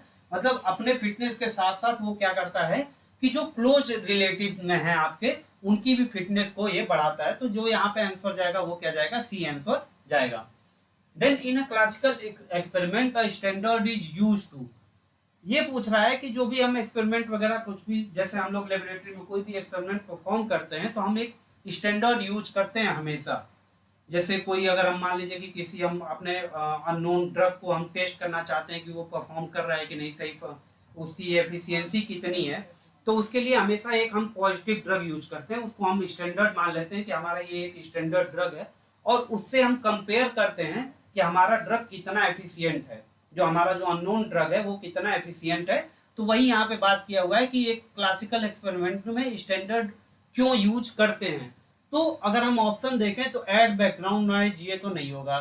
Then record the absolute value of a signal, ये भी नहीं होगा।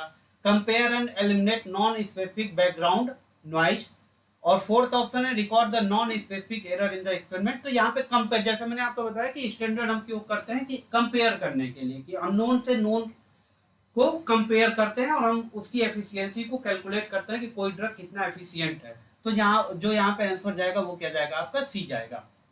देन नेक्स्ट है कि why sexual selection can lead to extreme phenotype. Sexual selection जो है क्यों आपका एक्सट्रीम फिनोटाइप लेके क्यों एक्सट्रीम फिनोटाइप्स को लीड करता है। तो बात करते हैं सबसे पहले कि सेक्सुअल फिनोटाइप, सेक्सुअल सिलेक्शन होता क्या है। तो sexual selection is the attraction of mates to each other in order to gain traits that enhance species survival। तो सेक्सुअल सिलेक्शन क्या होता है कि इसमें क्या करता है कि अट्रैक्ट करता है डिफरेंट मेट्स को, और उसमें जो है किसी एक पर्टिकुलर ट्रेट्स को इनहेंस करता है ताकि वो स्पीसीज की सर्वाइविलिटी क्या हो जाए, वो बढ़ जाए। तो यहाँ पे अगर हम ऑप्शंस देखें, because the extreme phenotype incurs lower cost than the mean trend in the population, ये तो नहीं जाएगा, क्योंकि because the partner quickly learns and favours, then because a positive feedback exists between the gene favouring the trait and the gene coding for it. जैसा कि मैंने बताया कि सेक्सुअल सिलेक्शन में क्या हो रहा है कि is the attraction of mates to each other in order to gain traits that enhance the species survival. तो आपका जो यहाँ पे आंसर जाएगा वो क्या जाएगा, सी आंसर जाएगा। देन नेक्स्ट है आपका कि सैरिज and Wilson 1967 demonstrated that human, gorilla and chimpanzee were genetically equidistant and distinct for orangutan and the divergence time is approximately। तो यहाँ पे टाइम पूछा हुआ है कि किस टाइम पीरियड पे ये डाइवर्जेंस हो किया था, ये डाइवर्जेंस हुआ था। तो सैरिक एंड विल्सन एक साइंटिस्ट थे जिन्होंने ये इम्यूनोलॉजिकल डेटा के बेसिस पे इन्होंने प्रपोज किया था कि human and African great apes diverged only about 5 million years ago. ये एक रिसर्च पेपर है जिसमें ये है कि generation times in wild chimpanzee and gorilla suggest earlier divergence times in great app and human evolution.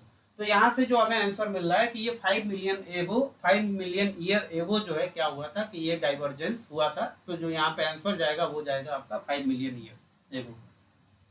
Next है आपका कि beaker A has 100 ml of some fluids at 80 degree Celsius, beaker B contains some fluid 200 ml at 20 degree Celsius. If both fluids are mixed what would be the temperature of resultant mixture. तो beaker A में जो है 100 ml का कुछ fluid है जिसके temperature 80 degree Celsius है, और बीकर बी जिसमें 200 ml फ्लूइड है और जिसका टेम्परेचर 20 डिग्री सेल्सियस है। फिर इन दोनों को मिक्स कर दिया गया। तो मिक्स करने के बाद जो है जो रिजल्टेंट टेम्परेचर होगा वो क्या होगा यहाँ पे पूछा हुआ है।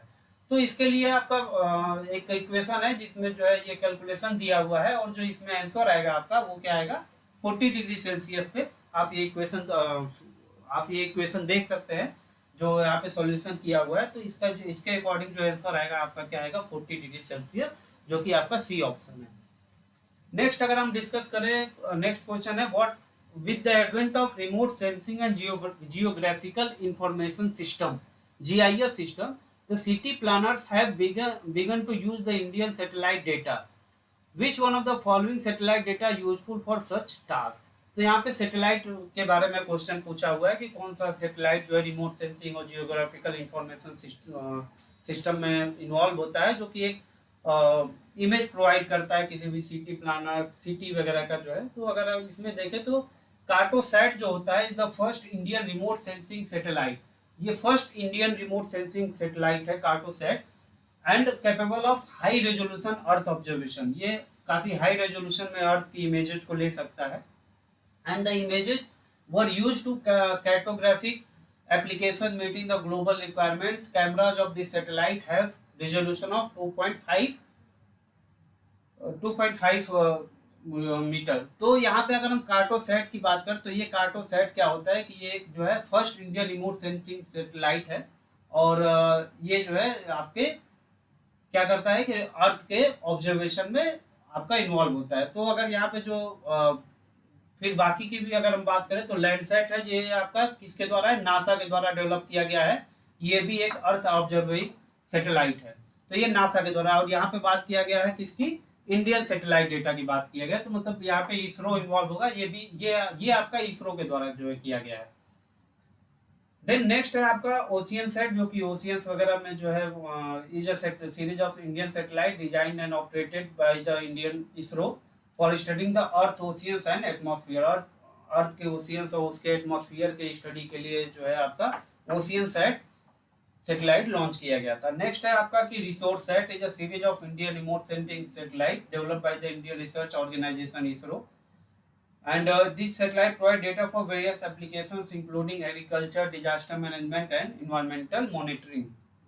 इन सब के लिए ये जो है आपका रिसोर्स सेट यूज होता है। तो जो यहाँ पे अगर हम बात करें तो यहाँ पे पूछा हुआ है कि city planners and began to use the Indian satellite. तो यहाँ पे जो सबसे पहला आपका इंडियन रिमोट सेंसिंग सैटेलाइट जो लॉन्च किया गया था वो था कार्टोसैट। तो जो यहाँ पे आंसर जाएगा वो क्या जाएगा, कार्टोसैट जाएगा। नेक्स्ट है आपका कि which of the following statement is not true about phase contrast microscopy. तो अगर फेज कंट्रास्ट माइक्रोस्कोपी की बात करें तो ये क्या होता है, ये light microscopy technique used to enhance the contrast of images of transparent and colourless specimens and it enables visualisation of cells and cell component that would be difficult to see using an ordinary light microscope.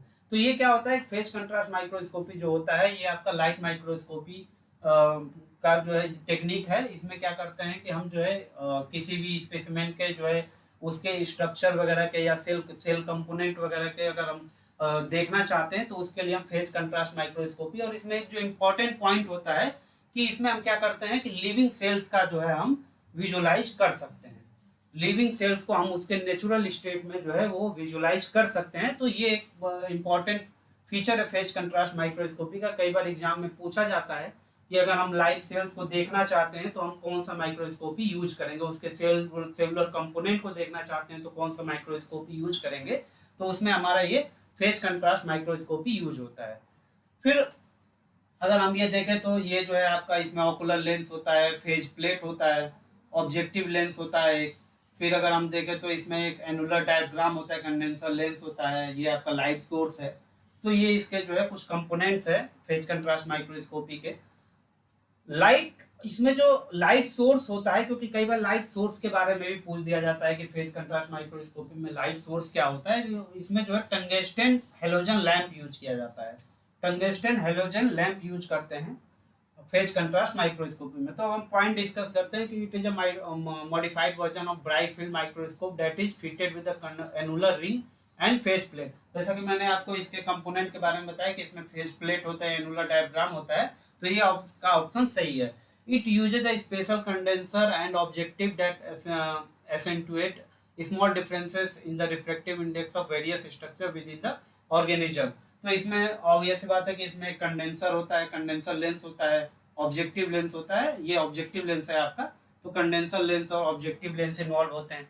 It can be use to observe living cells in their natural state. जो मैंने एक point बताया कि phase contrast microscopy का एक peculiar feature है कि ये जो है हम इसमें क्या होता है कि हम लाइव सेल्स को देख सकते हैं। देन आपका है कि it uses laser light to obtain focal level sections through a specimen. तो जैसा मैंने बताया कि इसमें टंगस्टन हेलोजन लैंप यूज करते हैं, तो हमारा जो है ये पूछा है कि नॉट ट्रू पूछा हुआ है, तो हमारा जो यहाँ पे आंसर जाएगा वो क्या जाएगा कि डी जाएगा, क्योंकि इसमें जो हम यूज करते हैं टंगस्टन हेलोजन लैंप यूज करते हैं। देन आपका क्वेश्चन है what will the radioactivity of 125 iodine level to MCI thyroxine after 4 generation. तो 4 जनरेशन के बाद जो है उसका रेडियो एक्टिविटी पे क्या अफेक्ट पड़ेगा उसके बारे में ये क्वेश्चन पूछा हुआ है। तो अगर हम इसका देखें कि आफ्टर 4 हाफ लाइफ, क्योंकि होता क्या है कि जो हर हाफ लाइफ के बाद जो है क्या होती है कि रेडियो एक्टिविटी क्या होती है आपकी डिक्रीज होती जाती है, मतलब हाफ होती जाती है कि this is because with each half life the radio activity is half. तो प्रत्येक जैसे जैसे, क्योंकि होता क्या है कि रेडियो एक्टिविटी डीके होता है, जैसे जैसे अगर वो उसका हाफ लाइफ बढ़ता है, जैसे जैसे जो है रेडियो एक्टिविटी बढ़ती है उसका डीके भी होता रहता है। तो रेडियो एक्टिविटी जो है हर उसके क्या होगा आपके हर टाइम पीरियड के बाद जो है हाफ होता जाएगा। तो अगर हम देखें कि इसमें लिखा है कि आफ्टर 4 हाफ लाइफ, तो अगर इनिशियल एक्टिविटी 2 एमसीआई थी उसकी, तो फर्स्ट हाफ के बाद उसका क्या हो जाएगा 1 एमसीआई हो जाएगा। देन सेकेंड हाफ लाइफ के बाद 0.5 हो जाएगा। थर्ड हाफ लाइफ के बाद जो है इसका 0.25 हो जाएगा, क्योंकि हर हर आपके क्या है हाफ लाइफ के बाद जो है क्या होगा कि उसका जो है वो डीके होता जाएगा। तो उसके बाद आफ्टर 4th हाफ लाइफ कितनी वैल्यू बचेगी उसकी जो है रेडियो एक्टिविटी की, तो 0.125। तो जो यहाँ पे हमें अगर सी ऑप्शन में हम देखें तो 0.125 एमसीआई, सी नहीं बी ऑप्शन में आपका है 0.125 एमसीआई। तो जो आपका आंसर जाएगा वो आपका बी जाएगा। देन नेक्स्ट है कि among the different types of phytoremediation, phytoremediation is the process in which plants limit contaminated soil movement and migration. तो यहाँ पे पूछा हुआ है कि इनमें से किस फाइटोरेमिडिएशन टेक्निक में प्लांट जो है वो कंटामिनेटेड सॉइल मूवमेंट और माइग्रेशन को रोकता है। तो अगर हम थोड़ा डिस्कस करें फाइटोरेमिडिएशन के बारे में, तो फाइटोरेमिडिएशन में अगर हम देखते हैं तो फाइटो स्टेबलाइजेशन में क्या होता है कि phytostabilization is a type of phytoremediation where plants are used to reduce the mobility and bioavailability of pollutants in soil, preventing their migration into groundwater or air. तो फाइटो स्टेबलाइजेशन के case में क्या होता है कि ये आपका रोकता है जो भी पॉल्यूटेंट होते हैं उनको सॉइल या उनके जो है ग्राउंड वाटर में मूवमेंट से। तो यहाँ पे जो हमारा आंसर जाएगा वो आपका ए जाएगा फाइटो स्टेबलाइजेशन। अगर फाइटो डिग्रेडेशन की बात करें तो use of plant to destroy organic pollutant. फिर आपका जो है फाइटो स्टिमुलेशन की बात करें तो degradation of organic pollutant by plant root exudates. तो ये डिफरेंट जो है आपके फाइटो रेमिडिएशन के टेक्निक। देन नेक्स्ट है आपका कि which of the following proteins help to maintain and stabilise protein tertiary structure during temperature stress in plants.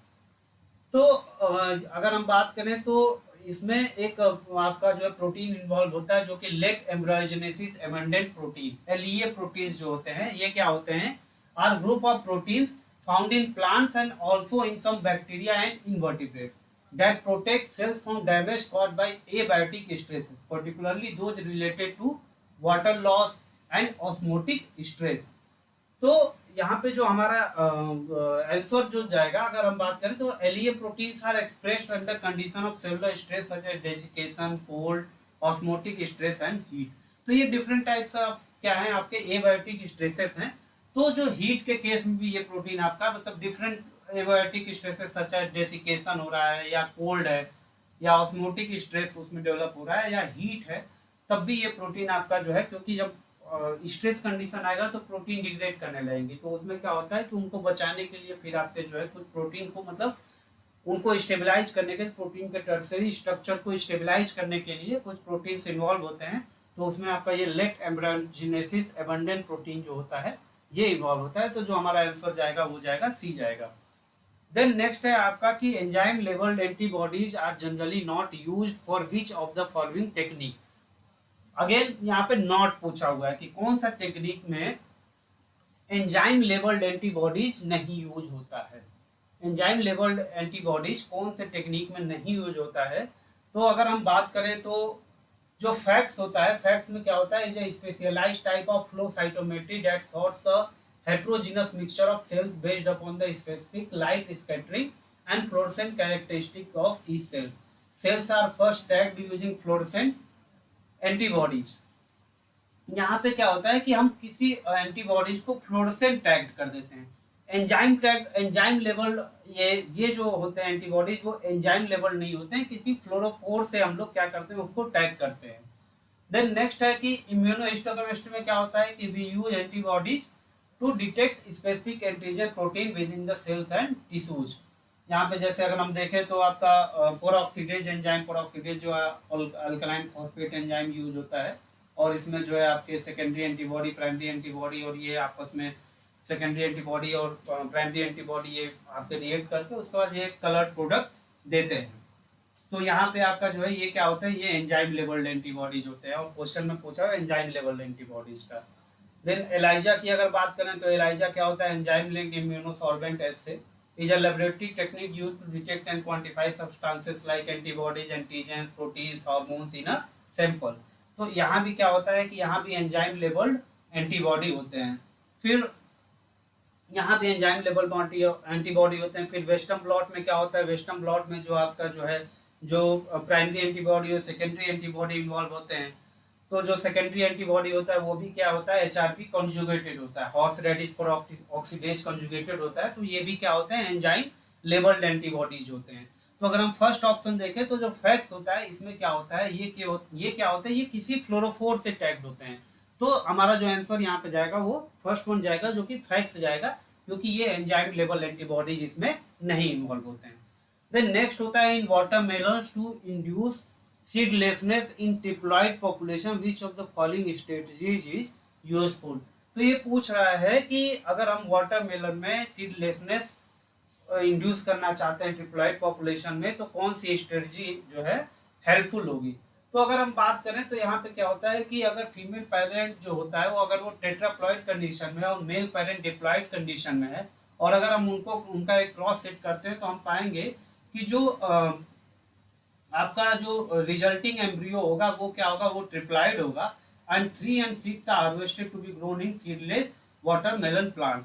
तो अगर हम यहाँ पे देखें तो cross tetraploids with diploids to produce triploids, ये आपका कंडीशन जब होगा तभी आपके सीडलेस वाटरमेलन प्लांट्स डेवलप होंगे। तो वही पूछा हुआ है कि induce seedlessness in triploid population.